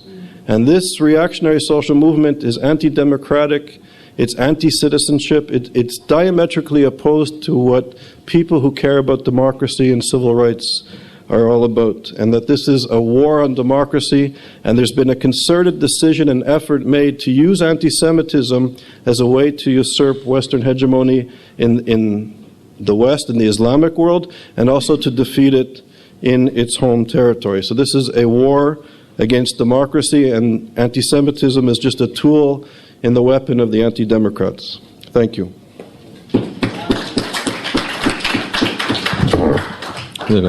Ladies and gentlemen, that was actually a fundraising pitch for all of you. So just, that would be ISGAP, ISGAP, Chai, any contributions be accepted. So, first of all, Miri, I just would like to say you get patient panelist of the morning award, really, for being the sixth. And there's really a reason that it was fascinating, but nonetheless, as being the fifth speaker, you always suffer through, the thing. But there's a reason we did it. I'll bring up my thing in the meantime. We did this on purpose, because there's this really serious question that Miri is asking. So what about Israeli policy? and the language challenge on BDS, anti-Semitism and terror. So you're really the cherry on top of the whole, I guess, well, that's a bad metaphor. You're the... To do it that way. No, well, it really is true, because, what about Israeli policy and the language and the issue of tactical policy, strategic policy, because I think now we're going to sort of localize and say what the whole picture internationally has been laid out, and you've been on the front lines for years and years and years. How has Israel responded from an official point of view in your now a capacity where you can speak about this? You couldn't speak about it before, but you can speak about it. And what could Israel be doing more effectively in order to begin to counter what Charles Small called warfare, what we've called, Gerald has called political warfare, global, genocidal global anti-Semitism? What needs to be done, or how do you see it from here, and what needs to be done? Thanks. So it's always fun being the last, because it meant that I could change what I was going to talk about, because really the amount of people here who they gave so much information, I think that we're all properly depressed on the eve of Rosh Hashanah, and I'm not going to add depression. What I want to try and do is I want to talk about the policy, because what we've been doing up until now has mainly been describing a phenomena in an amazing way, very depressing way. And I added in just some additional slides because my new little quest that I'm on is a bit going to end with where it was start where Charles ended, which is about discourse and words. And I want to talk about it because you initially started and said, talking about winning the war of ideas. And you presented that aspect of the USSR, the Cold War. You mentioned that fact. And I want to take that and talk for a moment about words, about discourse. And I want to take it into the place of this connection of BDS, anti-Semitism, terrorism, words, but I want to be very focused on what we can do, because otherwise when we talk about this, it becomes very much to a large degree these enormous phenomena, and I kind of felt as you were talking, I'm like, what? How don't they get it?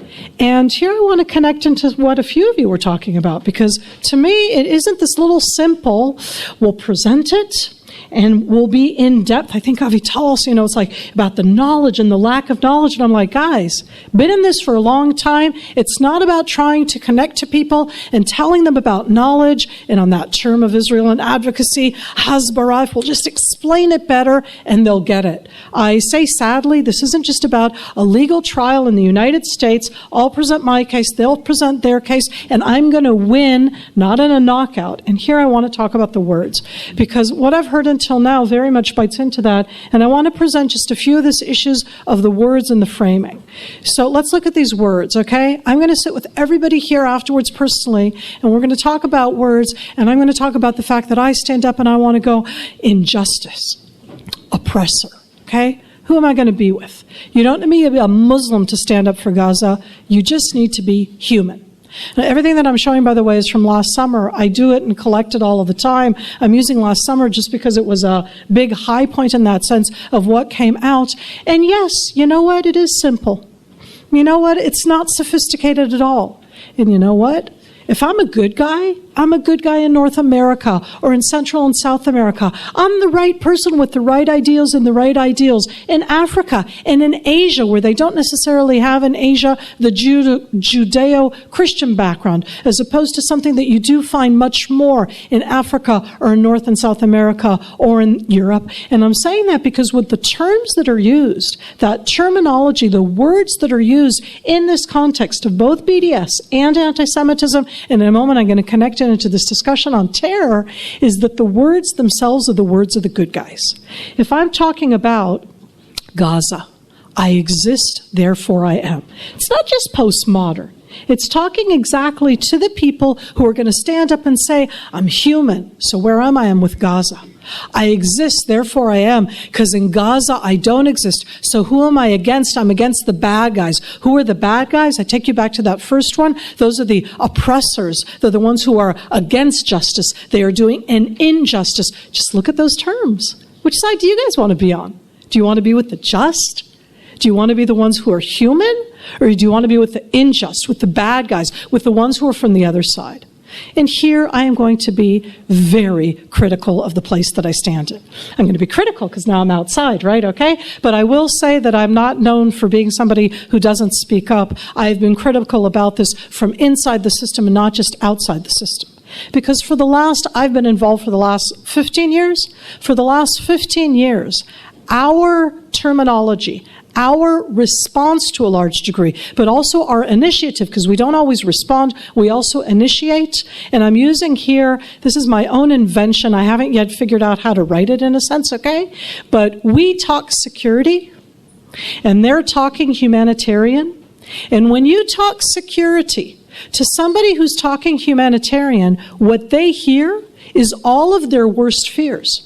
They hear warfare, lawfare. You accidentally put in, what kind of weapons do we have? It's a war. Those are terms that immediately to them, already you're on the wrong side by the words that we're using to initiate and to respond.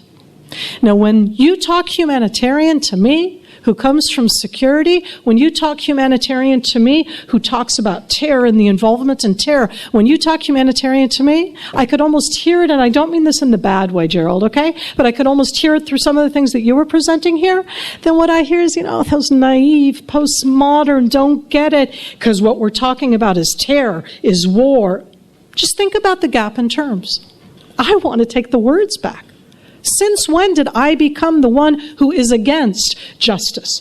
Since when did I become the one who is not universal, not global? What, Judaism isn't universal or global when it comes to in the terms and the response? And I'm saying that because to me it's a very basic aspect that has to do with the whole way that our policy is oriented. Here we are at ICT, in the conference at IDC, but in this conference, what is this conference? Counter-terrorism. The terms of counter-terrorism, I was looking at all of the different panels, man after man. Excuse me, I had to say just one word on that one, right? Okay.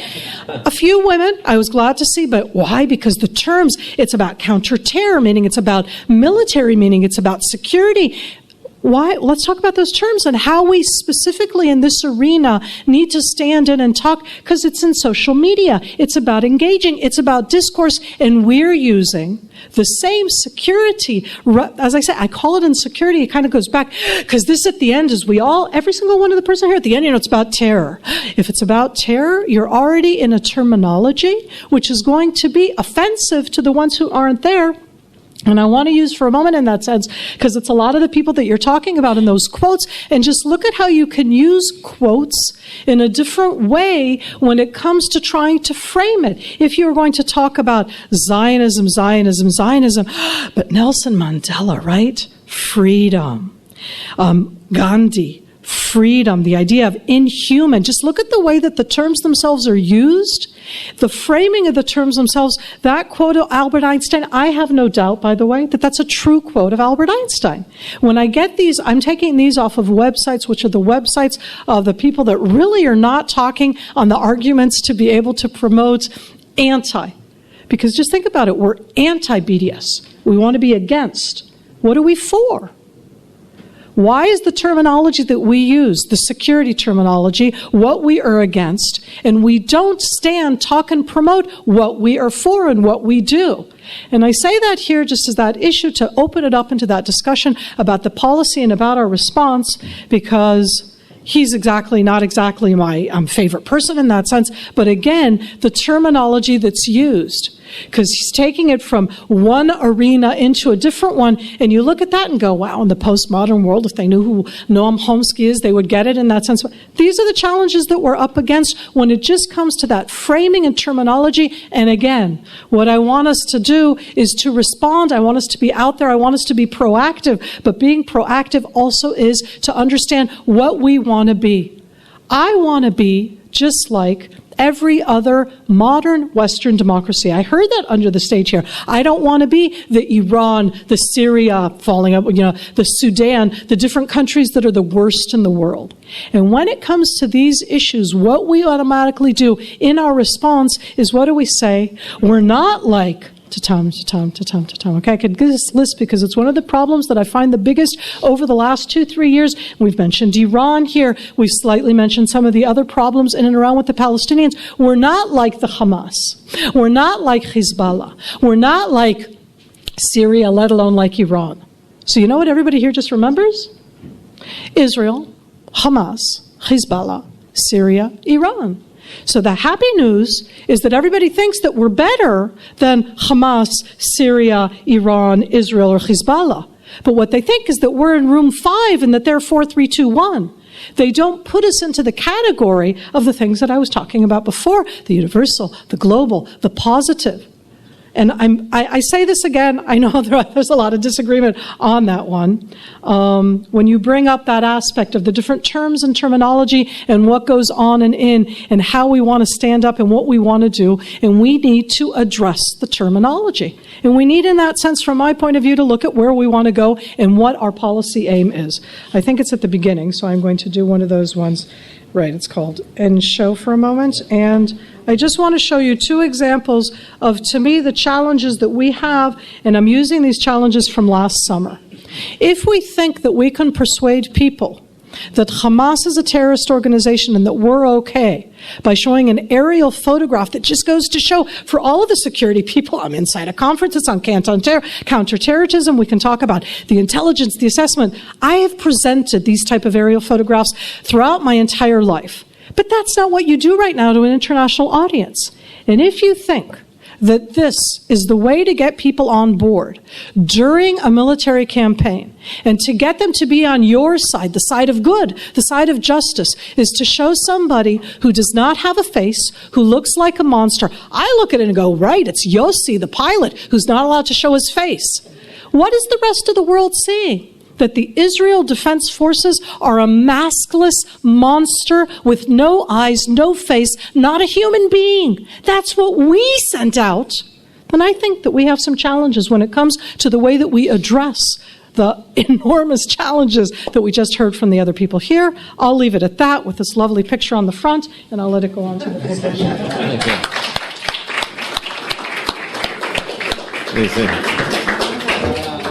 Yeah. Anyway, yep. The guy in this picture actually was one of those who opposed Obama's presentation in Cairo. This guy. Okay, I know that Irwin. Do you want to respond? And Avital? I think Avital does as well. What I just wanted to say is that we like to have everybody's participation. So we're just going to really a minute or a minute and a half, 2 minutes. If our panelists would like to comment on other presentations, then what we'd like to do is to have you, and because this is a workshop, it's not like, one of these plenary sessions where they yell at you, just a question, please, sir. What's the question, ma'am? After 5 seconds. Everyone here would be welcome to make one of these short comment and say this is a comment or a question. And you're welcome to make either one. Just please, very, very short, because we'd like to get everyone involved. And also, if you could think policy. I'll be writing down suggestions, policy suggestions, and other suggestions. So, Irwin, you have a comment. Avital first? Ladies first. Avital, you have a comment. We have a strategy here, a secret strategy. I disagree. I won't disagree with Miri because I think the problem is different. Unfortunately, we are not Switzerland, as you all know. And I'm not sure, it's an eye-opener, I know. I'm not sure whether we are able to describe the firing of rockets as humanitarian gesture from Gaza of any type. In addition to that, I think that right now, in the turmoil that the Middle East is in, this terminology actually has an advantage because it's used all over the region in order to describe the situation, and we fit in the conversation perfectly. And this has been going on for the 3 or 4 years. Okay. We like the rest of the region, but okay. We're not like the rest of the region, but we are using, I'm talking about the terminology issue, and since this terminology is widely used regarding the region, we can still use it in order to be relevant in the conversation, but yet put us in a different place. I think that there are many successes here of branding. Take Tel Aviv, for example, a few kilometers from here, it has been branded beautifully. Like the fun city, the gay-friendly city, the party city, the best beaches, the best restaurants. I didn't see any warfare or security implications there, and there are other examples as well. Just last week, I saw a poll talking about Israel being 4th place in the world in raising kids and so on. It had nothing to do with security. I don't think the security is the main focus on a daily basis. I do think that we stopped using the word peace. We stopped using the word peace in this country. I don't know if you paid attention to this, but this is a phenomenon which has been diminishing. And this is a sad phenomenon, and maybe here we need to reuse or rekindle the fire of using this word, because otherwise we're perceived as a nation without hope. That's it. That's my comments.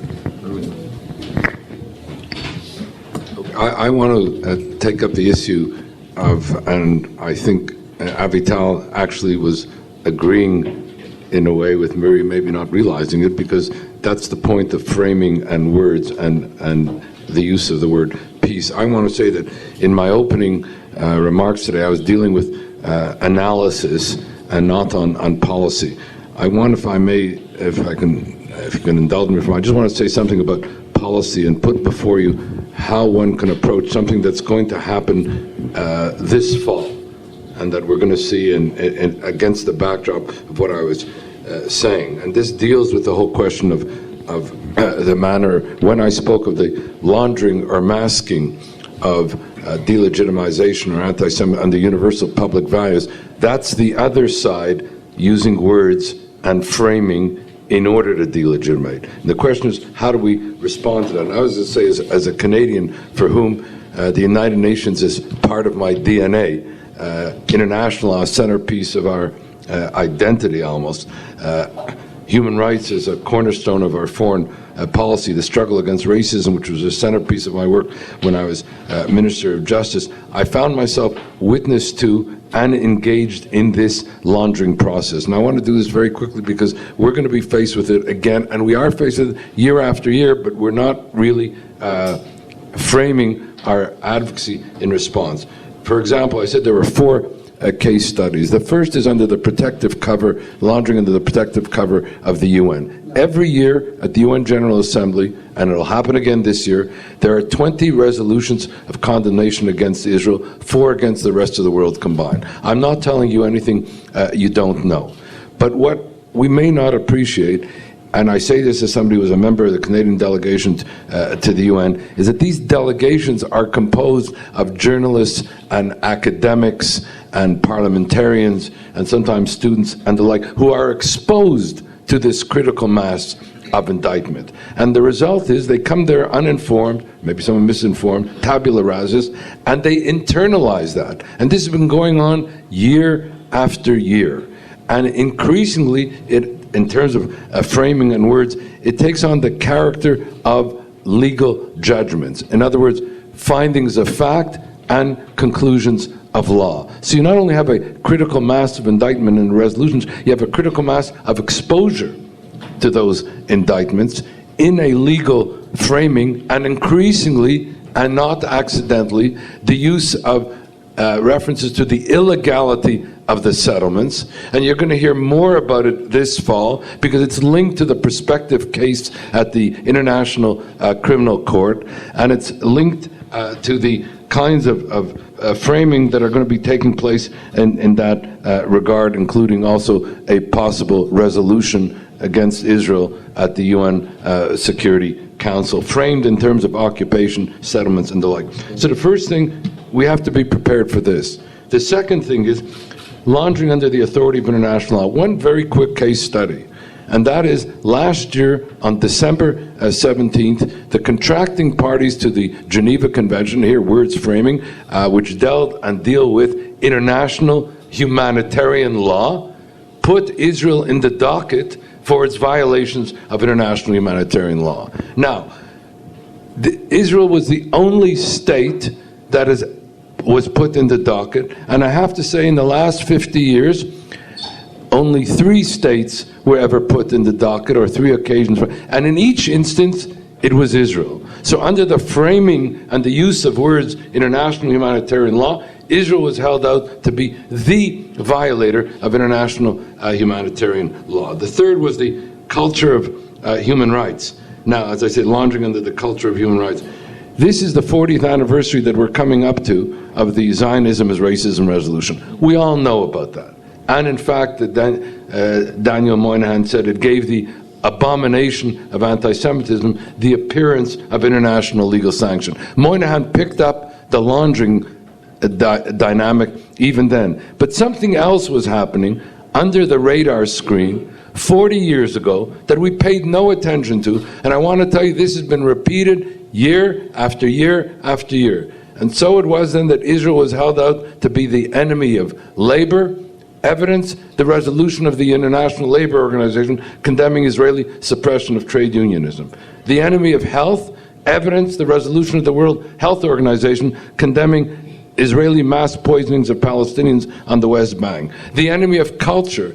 Evidence, the resolution of UNESCO condemning Israeli desecration of historic sites in East Jerusalem and the West Bank. The enemy of women. Evidence, the resolution of the UN Commission on Human Rights condemning Israeli violations of women's rights.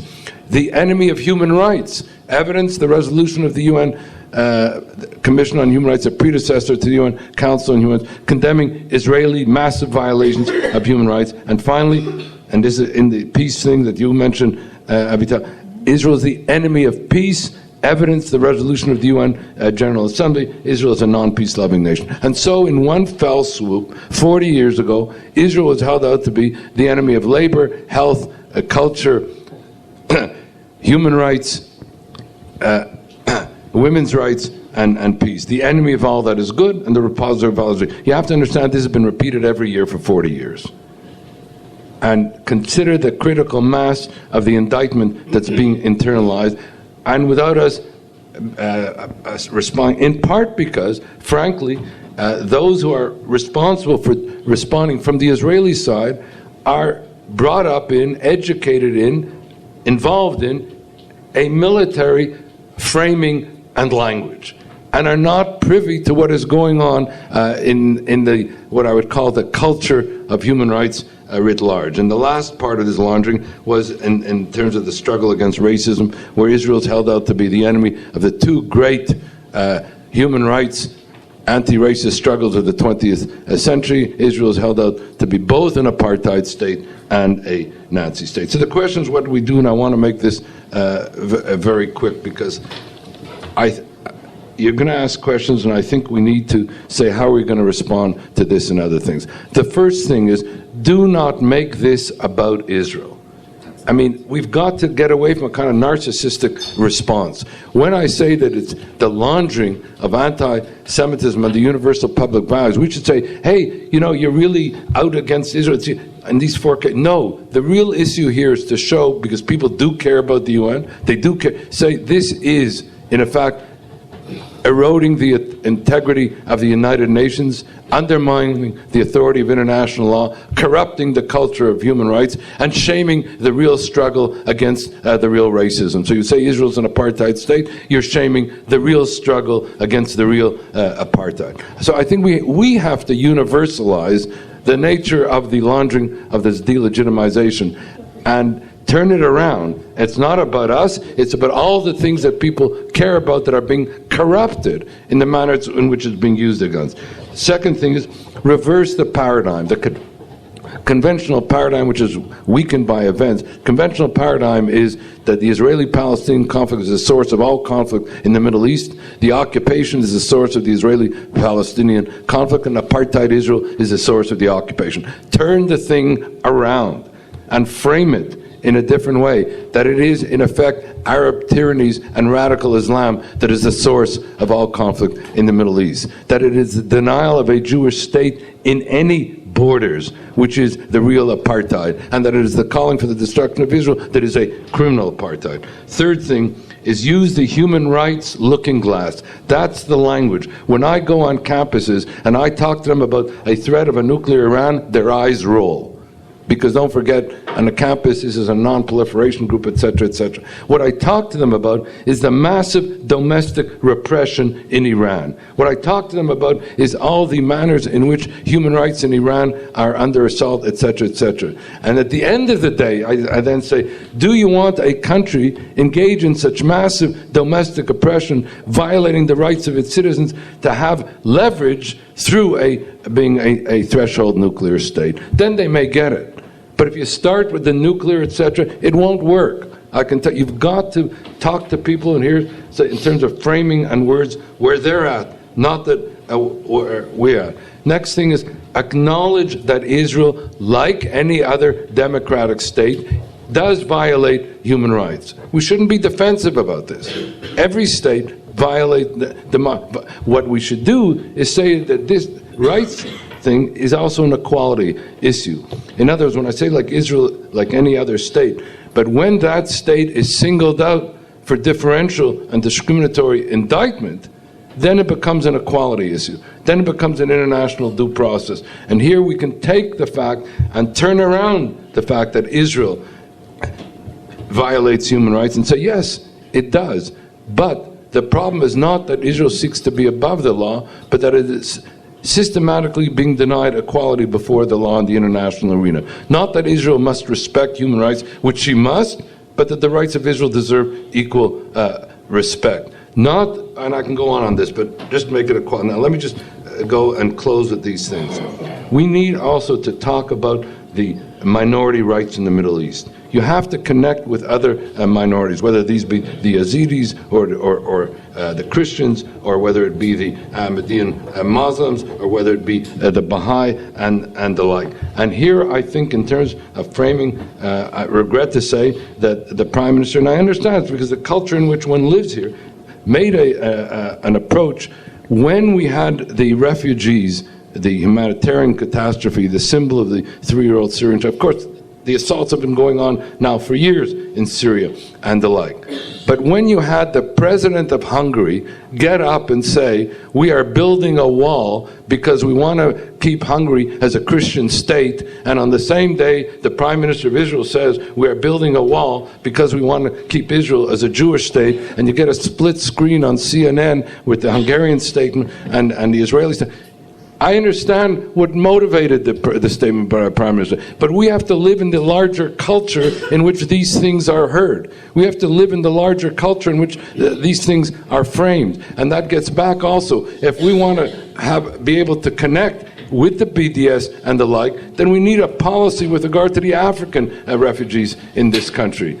And there needs to be a refugee determination process, etc. And that's another point, because we've got to start to see things in terms of framing and words in which how we are perceived and not simply how we are perceiving others. And the final thing that I would say in this regard, and that is, even when we talk about terrorism, anti-Semitism is a looking glass for purposes of law enforcement terrorism. Charles Small mentioned Kubali. If people had been tracing Kubali's anti-Semitic conduct, they might have been able to prevent what happened at Hyper Caché in Paris. It's because we have not been tracing the anti-Semitism, and I'm talking this now as a law enforcement issue, as a prevention issue.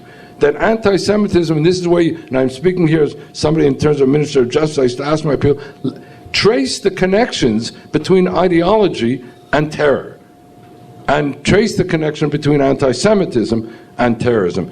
And then people understand it not simply as a threat to Jews, but a threat to them. If you don't catch the anti-Semitism first, you may end up with both Charlie Hebdo and Hyper Caché. By the way, the only reason we learned about Hyper Caché was because of Charlie Hebdo. So on this, I close and I just say, framing and words are important, but we have to inhabit the psyche of the receiver audience. So I think that's what Miri was saying. I mean, I think Irwin made a good case example for what you were saying. I also think, Miri, that your context was the context of Israel constantly in crisis mode in having to respond to major physical assaults against the state. I mean, we're constantly in a situation of. I mean, this is a slide that's not shotef, right? That's not a slide that talks about Tel Aviv beaches and human rights and gay-friendly culture.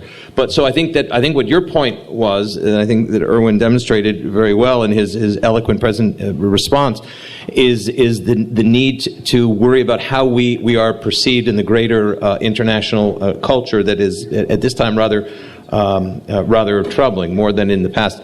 Gerald's going to make one point, but we want everyone here to participate, and I think we've sort of been very liberal and generous with ourselves in terms of timing. So I want to cut this up really 1 minute, Gerald, because comments, questions, Right. Very really, quickly, because I want to leave it for the rest of the participants in the room. very quickly on the issue of messaging and the absolute necessity of tailoring one's message to different groups.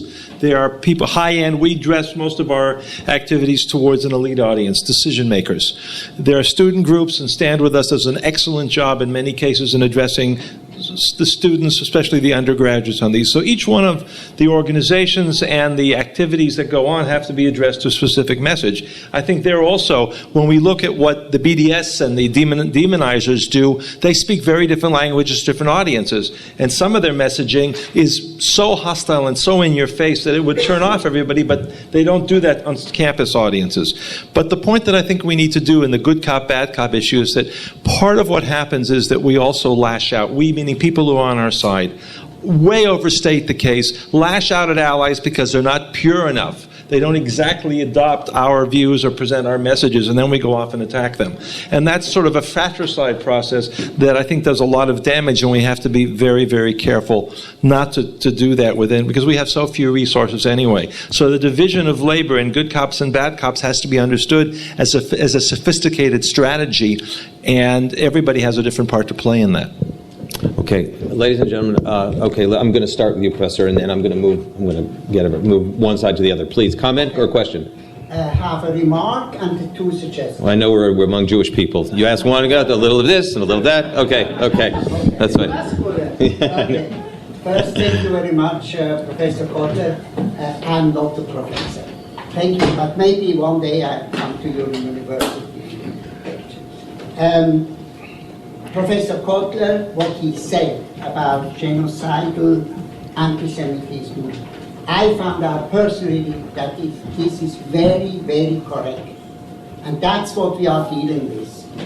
For the first time I was last year not at this conference because I had to deal with a personal threat of murder to me and my family, and I was in Switzerland 2 months on the run. After I found out who was against me, and I did my research, and it came out that a Swiss person, his grandfather was a Nazi. And I saw in his action the pattern of Goebbels. All what Goebbels described, I saw the pattern. And I went into the research, and I cut a very, very long story very short. It came out that the anti-Semitism and the anti-Zionism we deal today is the same as we dealt 80 years before. And it's not just a reprint, it is transmitted by generations. And it's all the same. And those of you who know, when the Nazis were hanged, before they died, they said we are very confident because we know by now that we were able to transmit our ideology of the annihilation of the Jewish people to the next generation, which they did with great help of the Vatican and the Red Cross, and you know all this.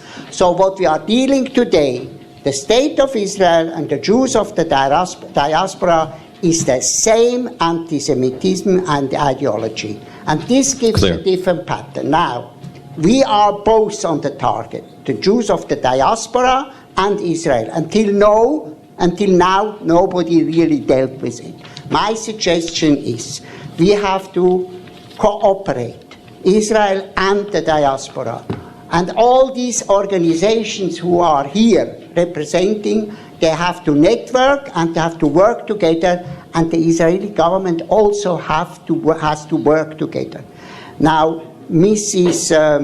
Leibovich said we should make a war room here for the BDS. I think that's a very good idea, but it should already be interconnected with all these organizations and all these lonesome wolves we also have in the fight, and bring power to it. And we have to be proactive. We are always defending us. We have to become proactive, and we have to change the politic and the language. Call a spade, and attack our adversaries on their mistakes and their faults. Proactive. And we cannot afford any more political correctness because the other side is not political correct. And let me tell you that this is the solution we need. And there is one little thing I want to tell you, which I cannot deal with it, but I think mainly the Israeli government has to deal with it. We have a saying in the prophets,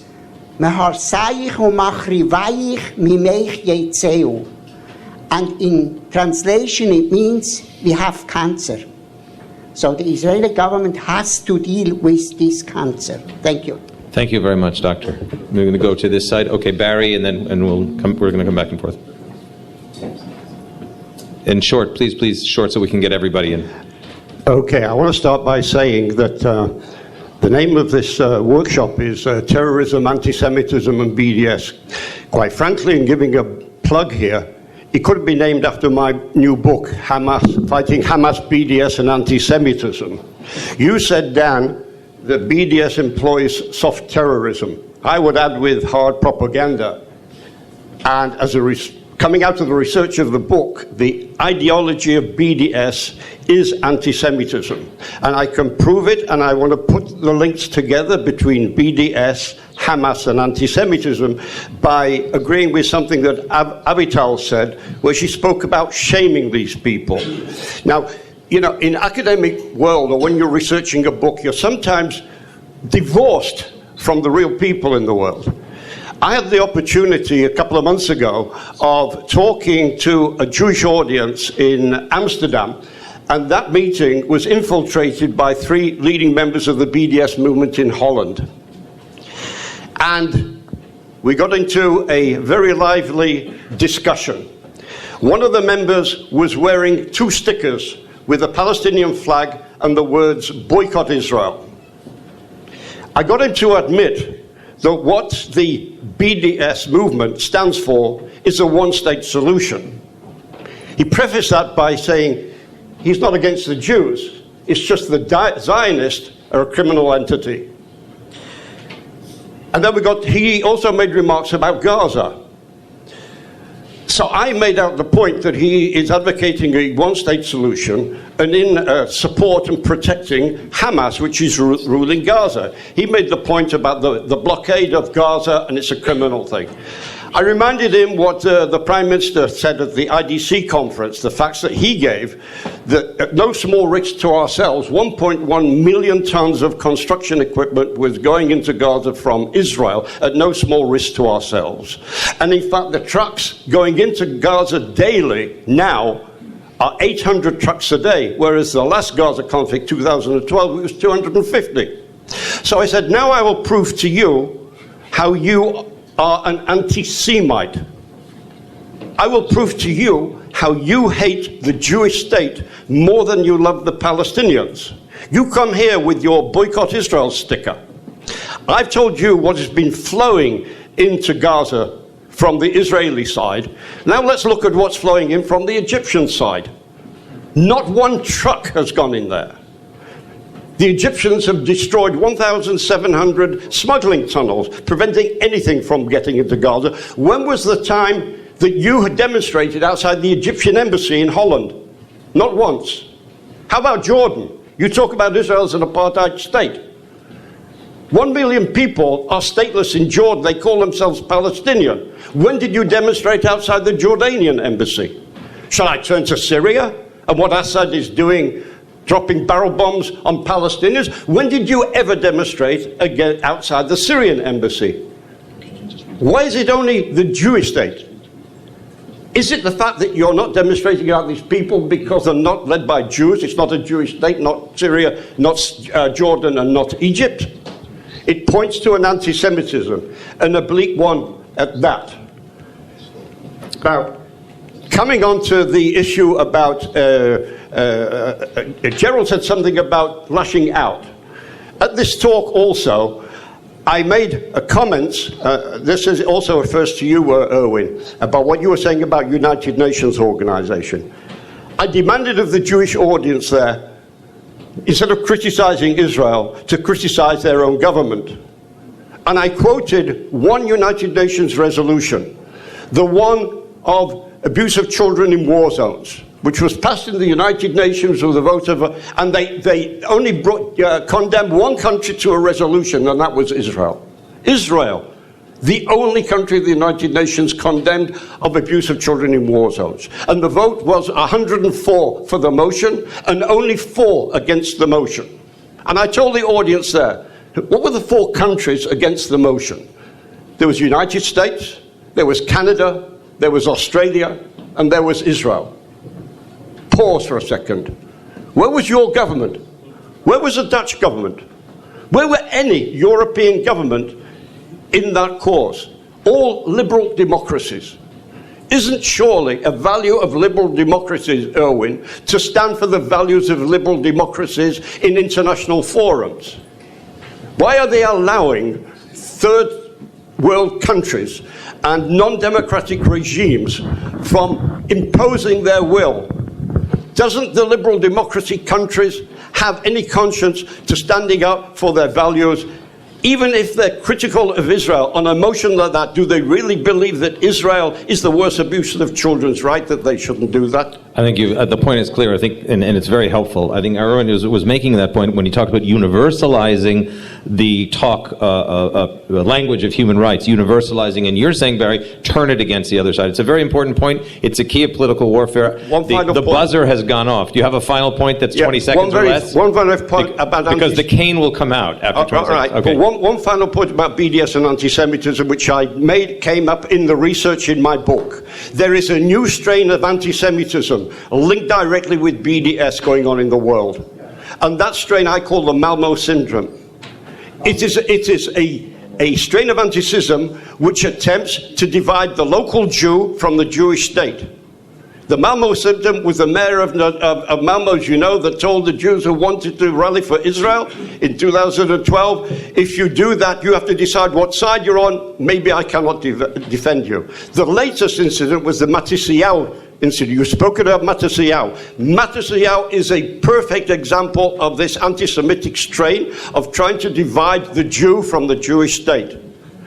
This is a new strain which ought to be researched even deeper than I've got in the book, because there are new examples all the time.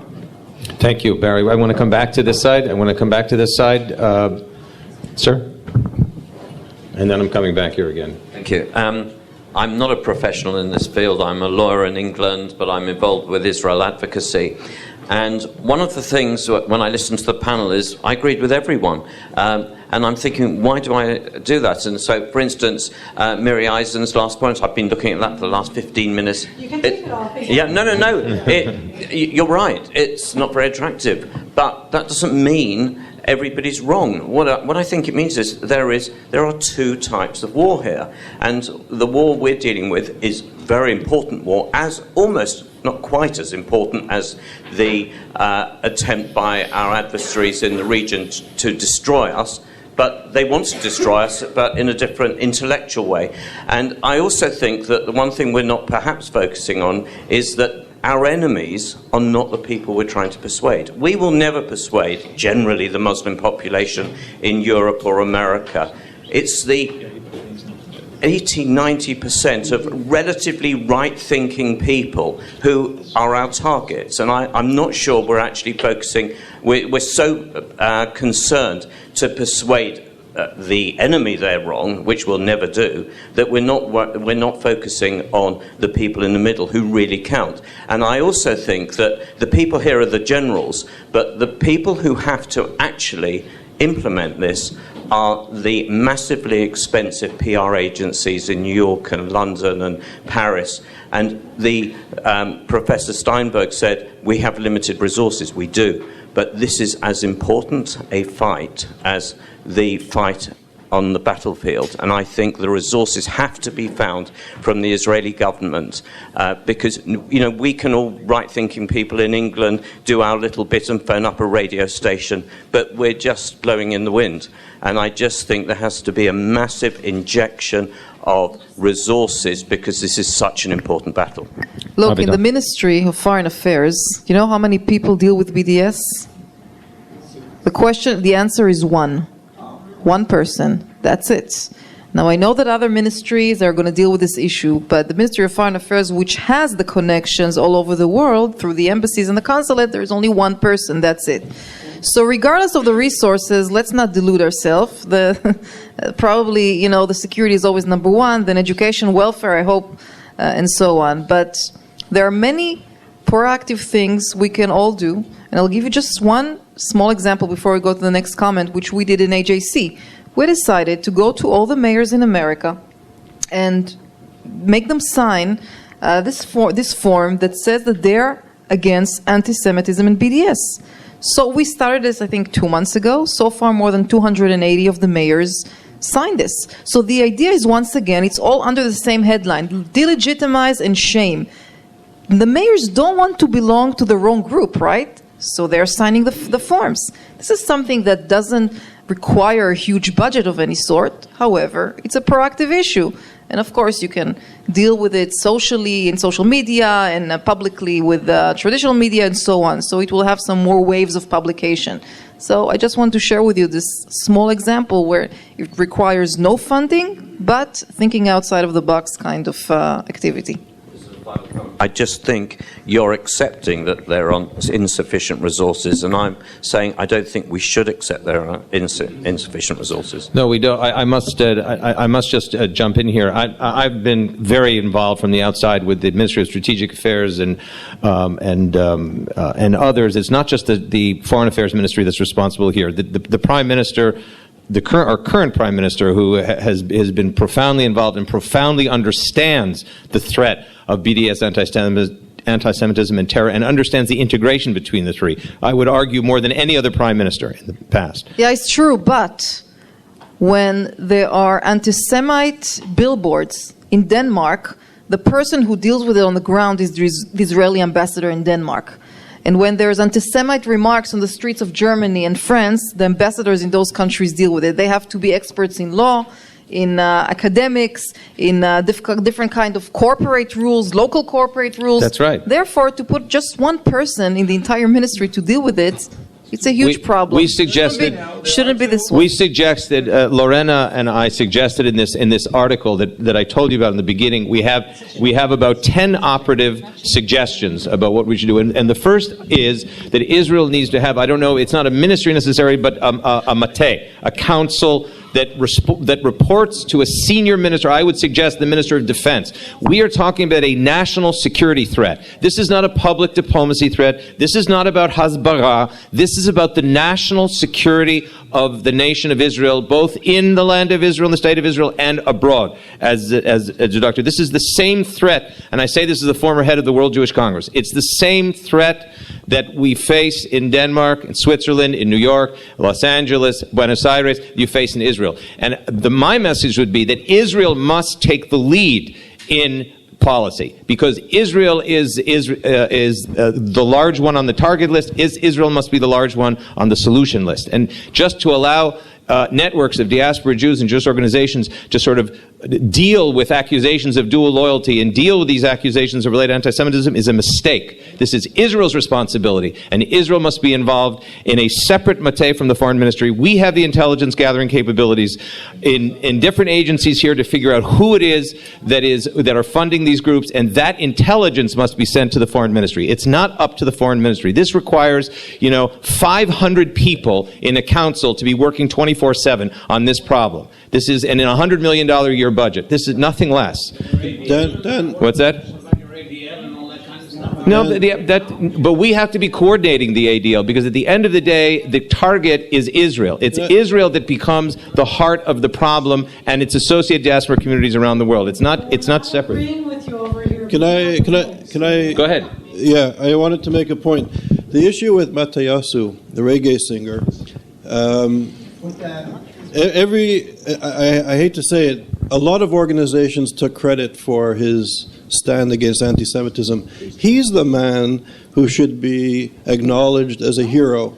He's the guy who stood up by himself, alone, and he took a very strong stand, and there were a few people begging organizations to carry his concert live when he was going to be reinstated. and it was a Thursday morning, and everybody was telling us it's too close to Shabbat to do anything. Now, he came on stage, and if you go Google his lyrics about Jerusalem, it's a profoundly powerful song. And, kudos to gray-haired scholars. It's more important to touch the youth with powerful Jewish messages. He reached millions of people, and instead of congratulating ourselves, he should be given an award as a guardian of the state of Israel and of Jerusalem. So there you go. Miri, did you want to add something? Miri? If I can finish, he was actually at a concert last week on Friday in Jerusalem that nobody even mentioned in the media. And he's returning in October. He'll be here in October, correct? He should be given an award. And I'll say that if the government wants to do something innovative and creative, you remember the "We Are the World" song that Bob Geldof did. Yeah. We should get seed money to get the best reggae artists and other contemporary young artists, people that we don't even know that my little nephews can recite, and do a "We Are the World" or fighting against anti-Semitism or fighting for democratic principles, and touch millions of people's lives. I mean, we're talking to ourselves in this echo chamber, and I think it's really important to touch the popular culture and youth. And I'll just be very brief. I want to go back to your original comments, Dan. Last year, I'll be very brief, I promise. Last year, or the year before at the ICT conference, Peter Bergen was here of CNN. And I asked him in this room, if the Qatari Foundation funding of CNN affected his research on his journalism on terrorism. And he was shocked. He didn't have an answer for me. So the question is, I think we need to understand how much funding media outlets and universities are receiving. That Professor Cotler was speaking about the discourse and the ideology that permeates international organizations.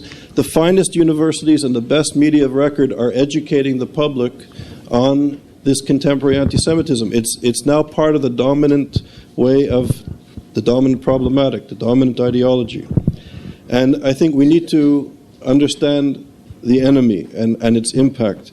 And I'll just say, I don't think we should blame ourselves. And the question is, if I came to this room and you heard that I don't speak well, I'm not a good scholar, I bought my degrees, I talk too long, and I'm not a nice person, and I came here and I used 20 minutes of my time convincing you how I'm a great guy. I've done this, I invented that. After 20 minutes, you're going to dislike me more. I think that we have to take an aggressive stand and expose the enemy's influence and expose how Western liberal democracies have sold democratic principles out. President Obama, in his speech to the American universities, literally said that the Iran nuclear weapons negotiations has nothing to do with human rights and has nothing to do with anti-Semitism. I've never seen a president of the United States, even in the dark days of Central America and South America when human rights violations were being committed by the Americans and the CIA, that a president wouldn't even pay lip service to human rights. And here he was saying it very clearly. And we, as an international human rights community, have been largely silent. So I think we have to understand the power of funding in Western democracy for these issues. Absolutely. Miri? So who needs to do it? And I don't think that we all need to come out and go, it's the Israeli government, it's the foreign ministry, it's the Ministry of Strategic Affairs, it's the Jewish, it's everybody. And the one aspect of the name of this session, which is BDS, anti-Semitism, and terror, I don't think that a government of the State of Israel should be doing everything. I don't. But I don't think that the Jewish communities worldwide should be doing everything. And I do think in that sense that they have tried. I mean, in that sense, I'm saying again, hindsight is one of those bad things. I don't think there ever will be coordination. There may be cooperation, but coordination, everybody's going to go together, we're going to all be on one page. We don't all agree. We're all talking right now about something very fundamental that we can agree upon. I also feel that part of the problems and challenges in the way that we respond is that we're all going, so what do we agree upon? I mean, ladies and gentlemen, excuse me, I showed you some of the things I'll go backwards before, but there's this thing, everybody's going to kill me right now, okay? It's called occupation. All right, it's not occupation, it's something else. There is something there. When they talk about it in the framing, in the different things, and we ignore it, then we're attacked on what we ignore. If we address it, that becomes the whole issue. It isn't a simple little aspect that it's just the BDSers aren't always that sophisticated in what they say and what they do, and it makes it more challenging. And there is no, I'll say otherwise and I'll finish there, okay? This isn't mathematics. We need Einstein to discover the solution, and ta-da, we know what to do. It's a very challenging environment, and I admit that of all of the people here today, and everybody said such important things, when I come back, Professor Cotler, to the way you managed to depress me, and usually I'm never so depressed, just in the sense that genocidal anti-Semitism, and here because of that I'm disagreeing in that sense, then it needs to go up a level. This isn't about the Israeli government. Okay? That's something that goes up a level. This isn't about us. This isn't just about terror, building the fence, and they're not going to come on into Israel. And because of that, it can't just be an Israeli government response. I want it to be the world's response. I want them to take care of it, just like I wanted them, to take care of nuclear Iran. Look how well we did there, right? Because that was essentially the same argument there. It isn't about Iran versus Israel. It's about Iran versus the world. And on that one, I feel that we do poorly. And I'm saying it again as the challenge, is it both the framing, the words, the fact that we respond in that security automatic response, and maybe if we would step up a bit and go somewhere else, we'd be able to find a different response. And I'm not giving here a coherent response myself. No, but Miri, I think I may have miscommunicated. I think the idea is that, when I traveled to every single continent, I saw almost 100 Jewish communities in 50 or 60 countries. And they all said, well, what should we do? And they talk about BDS. They do, well, their first question to me, because they knew I came from Israel, well, what is Israel doing? What are you doing? So I'm not saying it's Israel's responsibility per se, end of sentence. I'm saying there has to be a brain trust, and there has to be a moral clarity and a leader. There has to be an overall someone who's thinking through these issues, and someone who's mobilizing the international community. And I can just tell you from my own experience in the diaspora that they're always looking to Israel. It could be NGOs, it can be Professor Steinberg, it can be Avital, it can be Irwin, it can be and the Israeli government, but they're looking to Israel as a personality to help us in the diaspora. How do we think through these issues? What should we do? So obviously it takes a network to beat a network, clearly. And here I think that we all need to remember that there's a difference between Israel, sovereign, government, country, that at the end we are also both citizens of the state, that the Prime Minister of Israel yesterday went to build a fence because that's part of our borders. And that's not the borders for the Jewish for anti-Semitism worldwide, so that it isn't just from here. There are responses here that are totally contradictory. I'm trying to think, not controversial, I was going down the contradictorial, I make up words as I go along, but that are contradictory to what their response could be. It isn't always going to go hand in hand. Right. But I can just tell you, if there was an Ethiopian Israeli woman as our ambassador to the United Nations who would then throw the indictment of apartheid where it believes, I guarantee everyone in this room, including myself, there would be a sea change in the way the United Nations was handled. So let's talk to the Foreign Ministry about putting an Ethiopian Israeli woman as our representative of the United Nations. Doesn't that seem like it'd be a simple thing to do? Well, then you get no. So they can say what she wants to say, though. That's I think that's a default response. But anyway, you're up. You're up next. Okay, so we have to deal with that anyway. Sir, I've asked you, you've been patiently waiting for a long time. Thank you for the very instructive comments from all of the participants. I want to talk about some of the elephants in the room that were not mentioned, but I will start with the point that Avital made earlier. Things are very simple. I wish they are not. If they would have been that simple, this session would have not lasted until now, and people would have left earlier because everybody would have had the solution. I don't think it is. Second, there's another elephant in the room, and these are the Israelis and Jews who are the key supporters of the BDS. And without them, I'm not sure that the BDS would have been where it is now. Number two. Number three, I see a fervent wave of the anti-Israelis, whether they are the radical Muslims, the radical right-wing, the radical left-wing, or the Quakers.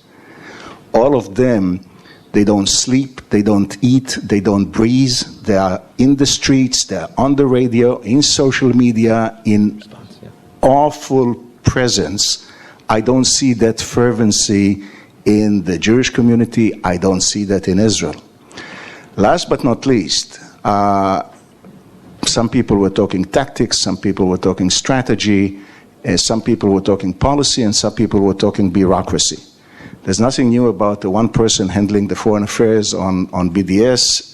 There's now a team in the Office of Strategic Affairs, and I don't know if Israel should be the light onto the nations about how to deal with BDS.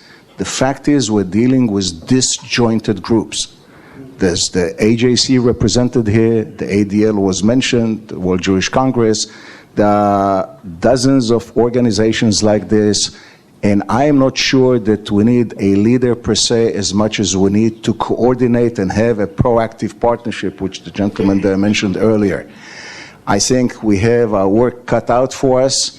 I think it needs to become a priority, first class for the country, because it's not only for Israel, this is an existential threat. Thank you. Yeah. So could you share your name with us so we know who... My name is Robbie Friedman. I'm a professor of criminal justice at Georgia State University in Atlanta, Georgia. Thank you very much. Gerald, do you want to have one question? The microphone that works. Here. One minute, and we're going to continue moving around. Yeah. I want to briefly comment on the role of Israelis, and to some degree Jews, as the fig leaves of BDS anti-Semitism. I just want to give you a couple of quick examples. And if you look at today's Jerusalem Post, also yesterday's, there have been a couple of articles written by Benny Weintal about a very obscure Jewish woman who is being exploited in Germany today for a series of talks about how Zionism is like Nazism. And that's sponsored by Pax Christi in Germany, by other what are supposed to be responsible German, Christian, and other groups in different cities. A bank was involved in this. Look at today's Jerusalem Post. Israeli groups. You talked about the Quakers, and I want to get back to the obsession. But it's one person, well, maybe two, Dalit, and sometimes known as Dov Baum, who goes and she was with a Coalition of Women for Peace and who profits, and now she's the point person for the Quakers, for the American Friends Services Committee. And then there's the Jewish Voice for Peace. Now, these are all sorts of organizations. There are a group of Israelis like this too. They're all on the fringes, and they're NGOs, Breaking the Silence and others. We're talking about a handful of people in each of these groups with a lot of money, sometimes from European governments and quite visible, sometimes from like Jewish Voice for Peace. They have $1 million, and you go through the paper trail, the forensic accounting that Charles talked about in his area, and then it just stops. And when you go through all the 990s and the IRS and all the other forms that are available, and you don't know where the money's coming from. So what's happening is, and I think that's important to understand, I'm not going to get anywhere arguing with these people. They're on the fringe. They're in every society. They're on the fringe. And Israel certainly has its group of fringe people, as the Jewish community does. It's the fact that they're being used as fig leaves and exploited, and some of them really psychologically, I'm not an expert, but I think psychological analysis would define them as very troubled people. But when they are being exploited, and there's a tremendous amount of money, so that the Presbyterians and their general assemblies that take place in Detroit last summer, excuse me, brought a handful of these people to say, we're not anti-Semitic, we have Jews who agree with us. When I think the German leadership, the officials of all of the foundations, the Stiftungen and others, who are involved in bringing these marginal people, to say it's legitimate to compare Jews with Nazis or the Nakba to the Holocaust, as took place a couple days ago, those have to be named and shamed. And the moral aspect of what we do is extremely important, and I think that we're not using that enough. So I'm just adding to what you're saying.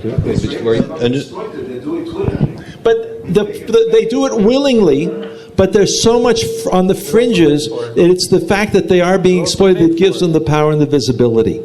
So, as I said, I'm not going to be able to convince the people, that the 5 people or 2 people in Jewish Voice for Peace, that what they're doing is fundamentally immoral, because they're blind to the moral issues. But the people who are funding them and giving them the platforms and claim a moral agenda, those are the people who should be named and shamed as hypocrites. And a very quick point. And as I was sitting here, Haaretz just flashed a line that the supreme leader just said that Israel won't exist in 25 years. So Irwin, I know Irwin's done a lot of work on incitement to genocide. This is a repeated mantra of the Iranian revolutionary regime that's now just been legitimized by the agreement from the P5+1. What are the implications, not just the funding that's going to go to the Iranian regime and its proxies, what are the implications for the discourse on anti-Semitism, for non-governmental organizations, for individual Jewish people, to be affected by this changing dynamic? And I think this shift is going to exacerbate and speed up the process of anti-Semitism in a very serious way. So it's not just about these individuals that get benefits from like Norman Finkelstein will come to a university and 500 people will go and hear him speak. I go, there'll be 4 or 5 people that are forced by their professor to show up to hear me. So the discourse is shifting. The funding, the legitimization of the Muslim Brotherhood, of the Iranian revolutionary regime, there's a shift happening, and I think we have to take this into account, and it requires very serious analysis of business and trade and governments supporting this business and trade, and then what the Israeli government, I mean, Israel was created so the Jewish people can have self-determination and defend themselves. What is the Israeli government going to do in light of the fact that some of our allies are doing these things?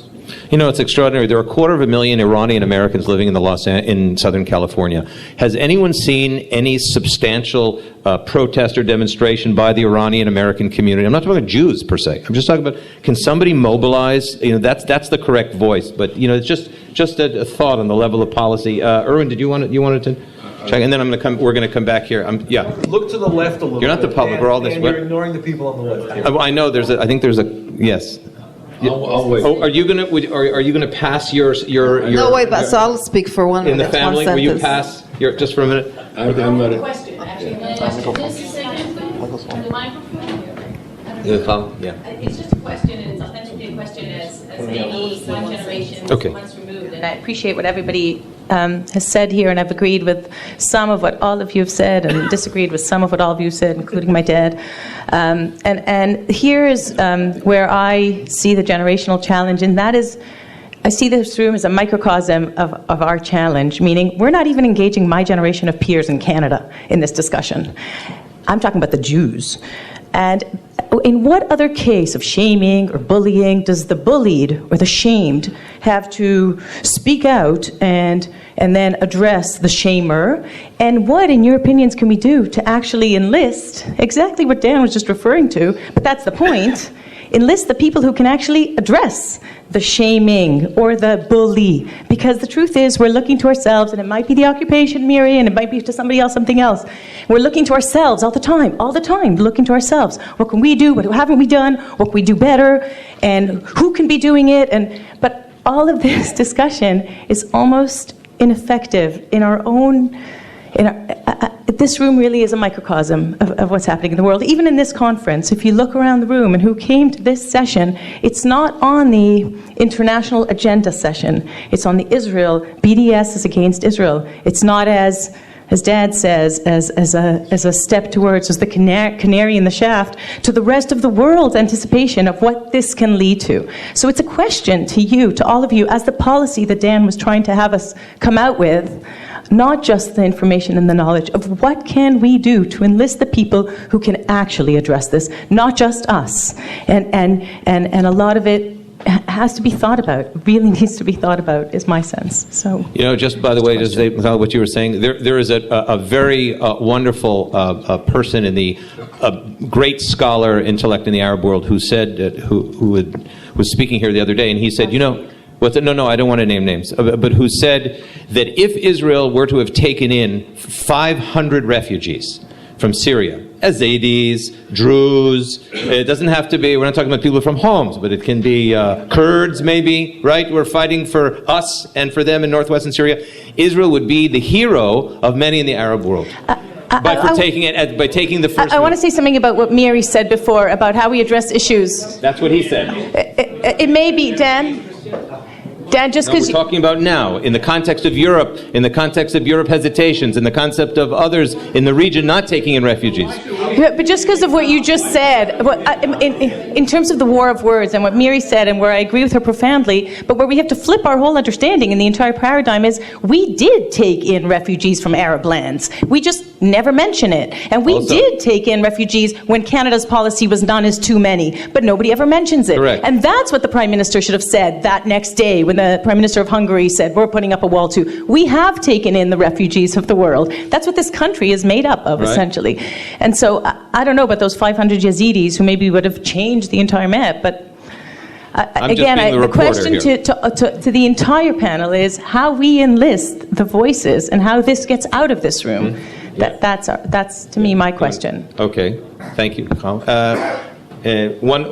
Short bets, and then we're going to come here, and then we're going to come. Oh my God, can we stay till 3? Would it be okay? You want to bring in lunch? South Africa, huh? Take out we lunch? Can bring it. Yeah, we can stay for a few extra minutes. I know, and it's a great sign. I think we're having a very effective session. Please. Just to set the facts straight, there are 2 Israeli organizations supporting Syrians since 2011. The reasons why you don't read about it is obvious, for security, once again, reasons, but they exist, and believe me, the Syrians and Jordanians are very well aware of this. The first one is Israel flying in, right? The second one is Israel. We at AJC were involved in actually supporting this in the name of Israel, of course. But I wanted to make another comment, refer to the professor from Atlanta, Georgia, who disappeared. But he knew you were about to talk to him. I would categorize this under the word prevention, future prevention, because the diaspora in America is changing. And the young generation, that generation that will be the leaders, are actually not so much affiliated with Israel.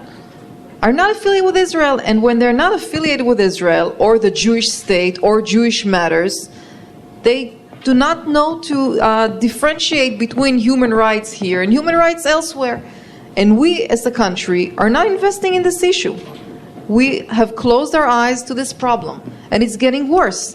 And the reason why he said what he said, because I really believe he cares, and this is the fact, there are many, many Jews, many of them are young students, who are actually behind these BDS phenomena. And if we don't prevent this and make them connect to Israel and to the ideology and their being Jewish, then we are losing here. We'll lose in this battle. One quick comment, and I'm going to come here for 2. Hi. Thanks, everyone. My name is Olga Deutsch from NGO Monitor, and I want to thank everyone, and not just the panelists, and I thank everyone in the room for contributing. I think, can you speak with my remark? Yeah. I can. Always. Hi. Again, Olga Deutsch, good morning from the NGO Monitor, and I'm thanking everyone on the panelists and everyone in the audience for the contribution. And I think way too many of us are right. And part of the issue that we have as Jewish people is that we continue discussing amongst ourselves instead of agreeing that there are manifold pathways and manners in which we can fight jointly. And what Professor Small said, I think for me is one of the highlights, is that the contemporary anti-Semitism is seen today in a notion of it being against Jewish peoplehood. And we've spent way too many decades now already trying to split the diaspora between the Israel and to say that the Jews are not the same as the Israelis and the Israeli policies. Whereas, as very rightfully stated here, Israeli state was created as a safe haven and as a guarantor for the Jews all around the world. And I think as much as not every Jew around the world would agree with every Israeli policy, we have to join forces, because anti-Semitism today, or BDS, or the terrorism, are all the same thing. And I'm afraid to say, but what Israel used to be the only one facing, which is terror attacks, is now we see it in Europe. And I want to raise your attention to something that happened 2 days ago, that will happen in Manchester. And the couple of Jewish kids that were attacked. And I actually want to state a Chabad rabbi that was interviewed for the Israeli radio on that occasion. And when asked, what is the local Jewish community doing? He said, we have a mezuzah action.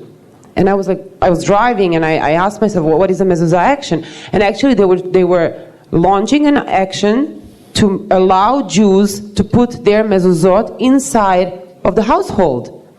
Is this our way of reacting?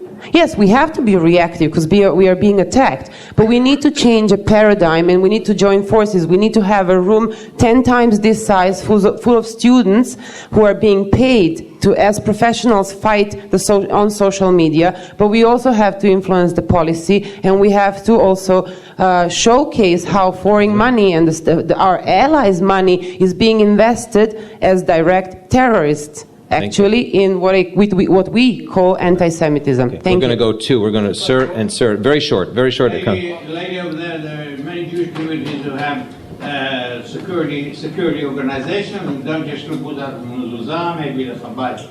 There's so many issues here today that it's very difficult. You have to choose. You have to choose. Choose one. Yeah. The Jews are diaspora, one problem, and I'm not surprised at anti-Semitism in Germany or in Austria.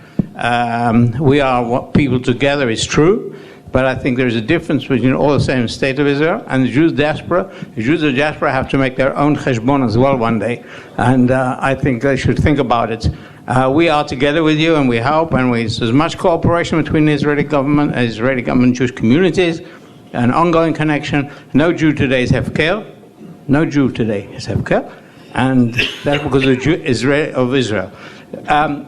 One thing about our image.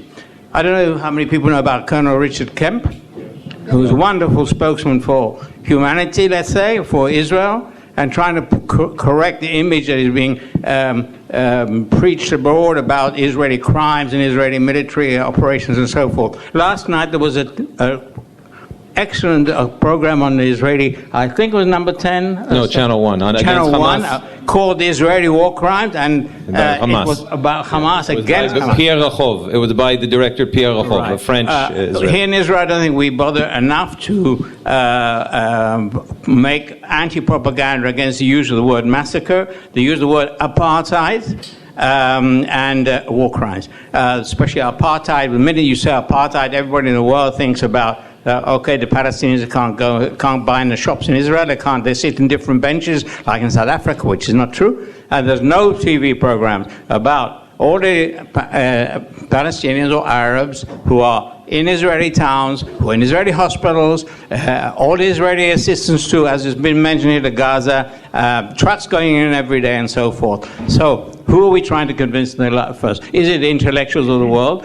Is it the people who you can't ever impress them? A large majority of the world are completely ignorant. They don't know the difference between Mosul and Tel Aviv, and I don't know exactly to who we should be directing our propaganda. And that's about. Thanks. We're going to move quickly, and then I'm going to go to the others, and I'm coming back. The gentleman in the back has been very kind, without a gun in your hand. Yeah, good. I'm going to make the cardinal sin of a commentator.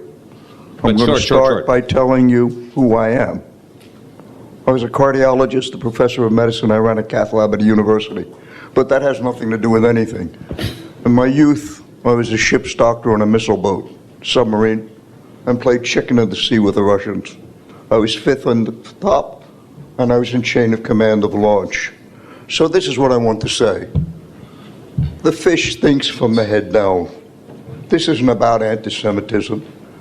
I've been coming to this conference for many years, and the people that are doing the security are doing a great job all over the world.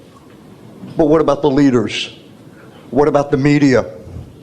There is no definition of the enemy. During World War II, the Nazis were the enemy. There was no propaganda. There was no discussion of what was right and wrong. They were bad, we were good. When I played chicken of the sea with the Russians, they were bad, we were good. End of story. There were protests all over Europe to unilaterally disarm the boats. It didn't happen. Why? Because the leader said, we were good, they were bad. The problem is coming from the leadership. And to Professor Cotler, with all due respects, laws that aren't enforced are not laws. And governments that don't affect the laws, don't enforce them, should be toppled. So what should happen with the United Nations? where a state comes and says, death to America, death to Israel, it should have been expelled from the United Nations. If not, the United Nations should be defunded. So the problem with anti-Semitism is not a problem of the Jews. It's not a problem of Israel. It's a problem of the leadership of the West. And the question I asked the panel, how do you change the leadership of the West? If Obama cannot link the nuclear deal with human rights, we're spinning wheels. And that's the bottom line. Do you think 15 million Jews in the world are going to be able to change anything in a world of 8 billion people? Thanks, Michael. Yeah. You want to say? Can I say something? Yes. Say last word, Miri. Last word, and I'm going to. We've all got Oh, you have other things to do today? I mean, day is. Okay. Is it on now? Go ahead. You can hear me? Miri. Yeah. One of those odd things. So I'm going to leave just with one remark, and I apologize, I'm running out. And I say this to the kind cardiologist who said hello but didn't say his name, but I say it to everybody else. When we pose it, and I'm posing this, I'm throwing this out, okay? But when we pose this as either us or them, then you're saying to everybody in the world that they have to choose. And I think that the undercurrent of what I also said before about the security, humanitarian, and others is, as I say to everybody about this, it's more complex.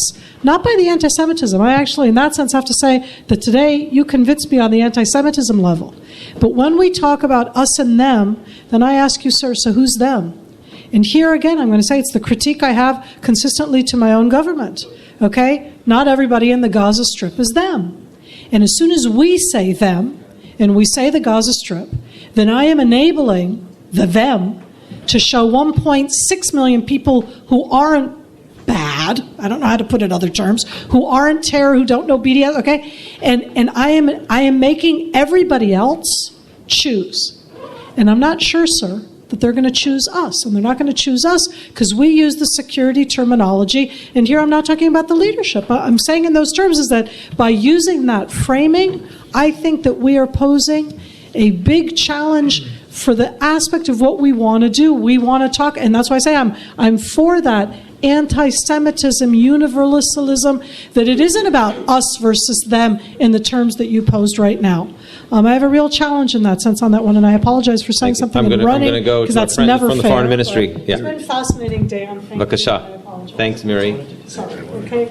Please. You can disagree. Yeah. We'll finish. I have to go here. I promise. Talk about Dan wants to respond to you. Yeah, just for a second. 1 minute or less. Everyone stay in place. We're going to have to end with a big bang. No, I don't want to respond to Miri. I want to respond to both Miri and my daughter, and for all of us here.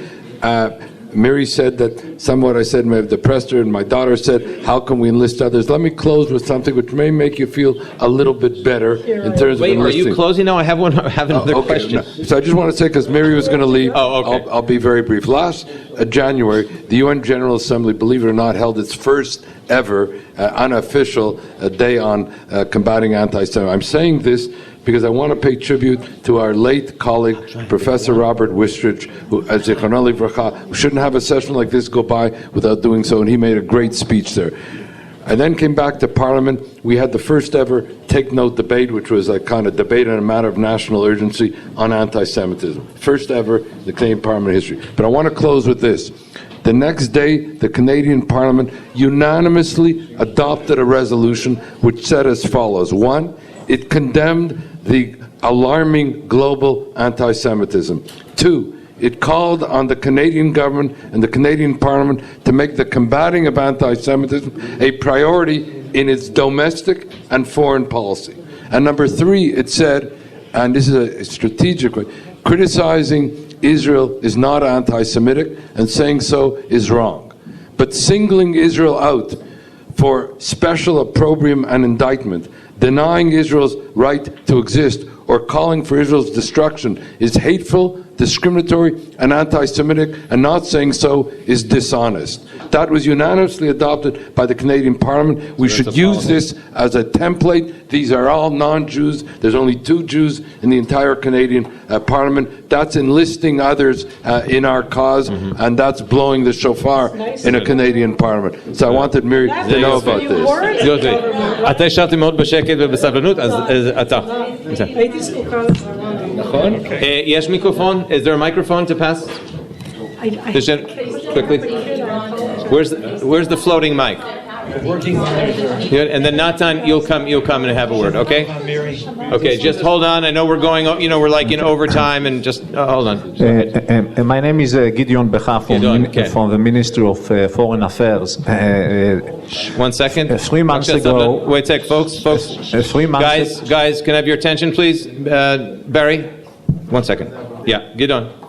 3 months ago, we have organized a very big conference, the Global Forum for Combating Antisemitism, with participation of more than 1,200 people from around the world.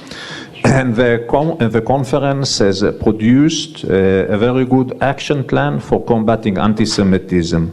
There were 12 working groups in this forum, and each of these working groups has produced an action plan on its field. Either it's anti-Semitism in Europe, or in the former Soviet Union, or on the internet, or on BDS, etc. So I would like to invite you to have a look at this action plan. You can find it on the internet. If you want, you can give me your visit card, and later on I will send it to you by email on or PDF. Last thing that I want to say is that we need to look at the wave of immigrants that is coming today to Europe, and to think how it will influence anti-Semitism in Europe in the coming months and years. Unfortunately, I wanted to be optimistic, but I think that I will adopt the line of Charles, my friend, saying that I'm pessimistic. And I think that the repercussions for Jews, especially Jews living in Europe, will be negative. I could have spoken more about it, but I think that one of the things that we have to anticipate is strengthening of the ultra-right neo-Nazi parties in Europe, fascist parties in Europe, as a reaction to the immigration of Muslims to Europe. Some of them, not all of them, are also anti-Semitic, and they will direct their actions against Jews in Europe. Another thing that we can anticipate as a reaction of this wave of immigrants is strengthening of initiatives to ban Jewish circumcision, Brit Milah, and Shchita Kshera, also as an effort to stop this immigration of Muslims to Europe. And these are only few of the thoughts, and we will see it in the next months. Thank you very much. I just want to, Natan, very, very short, please, because I'm trying to squeeze everything in, if possible, in 30 seconds or less. We're writing everything down. It's all being recorded. And in the US or in North America, the BDS, the best of the BDS is on campuses. And the groups which are behind the BDS, SGP and MSA, they are small groups. Like SGP was founded in Berkeley. They don't have more than 20 activists in Berkeley. There are thousands of Jewish students in Berkeley. There are thousands of Jewish students at every major campus. Harvard, Columbia, Yale, NYU, they have 8,000 Jewish students. The problem is we don't lose because the BDS groups are so strong. We are losing because outside, the Jewish students, which are the ones who could beat the BDS on campus, are completely neutralized. And that's why we are losing it. I mean, they are being presented by groups like Breaking the Silence that Gerald mentioned, and other such groups, and they are completely neutralized. And those who are joining Jewish Voice of Peace are young Jews who are being subverted. They don't come from home anti-Israel. They are being subverted, and they are being subverted by Jewish groups. And we have, Sharansky said not long ago that the Jewish agency Shlichim are in the forefront of fighting BDS on campus and organize the students. That's not the case. If we want to win the BDS fight, we have to look at ourselves and see why our students and which are the future of the Jewish community, why they are being neutralized, and what we can do in order to stop the situation, because that's really the key to change the situation and beat the BDS. Thank you, Natan. Very important comment. Yes, ma'am. Last comment, please, from your side, and then we're going to have to wrap up. Yeah, I just have an encouragement. I don't feel it was so pessimistic. I'm actually optimistic. And thank you, Professor Cotler, because you truly encouraged me, and each and every one of you actually take the mic so we can have a little... I was encouraged, and I'll tell you why. Because I'm a woman of faith. I believe the truth will prevail. And you're speaking about the truth in a world that has been caught up in an absolute deception. It's a deception. It's something like a fog that's blinded the masses. But the truth has power. And the interesting thing is this. I am extremely encouraged, especially with the last example from Professor Cotler regarding the Canadian Parliament, but you also have a Prime Minister that's extremely, and I don't know what year you were speaking of, I was just going to ask you what year what year was it? Was it when Harper was Prime Minister? It was just a few months ago, March 2015. When you have a leadership that is, it's trickling down perhaps, that is absolutely pro-Israel. Look, I just feel this. And as Dr. Small spoke about the 4 or 5 that will go listen to him when he goes onto campuses, and then the many that will go to those who are anti-Israel and are spewing anti-Semitism, well, thank God for those 4 or 5, because you know, every soul counts. And as one by one people come through to this enlightenment of the truth regarding Israel, I do also agree with what Miri Eisin spoke and said it's for everyone. It is for everyone who understands and who has a platform to speak one by one. Because I think that, obviously, I say as a woman of faith, I do believe that the Word of God is true. And I do believe that every nation is turning against Israel. And it's a fact. It's happening. And it's interesting how God is cast out of the equation. Yeah. But I have to say this. It's a beautiful thing that the truth goes forth from each one of you. I thank you so much. It's been a privilege to listen to you. Thank you. Thank you. That's real optimism. Ladies and gentlemen, first, just allow me to apologize for those we did not get to. It's you know, I become like the bad guy now, but I'm outside. We like to talk about things. If anybody has a policy or suggestion, email me, please, at diker@jcpa.org, because we'll include it in the summary of this session. Thank you to Avital Leibovich. Thank you to Professor Irwin Cotler, to Gerald Steinberg, to Charles Small, and to Miri Eisin. This has been a very effective session. I think that we've all gotten a lot out of it. Thank you. Lunch has already begun, so I invite you all to head down towards the communications building.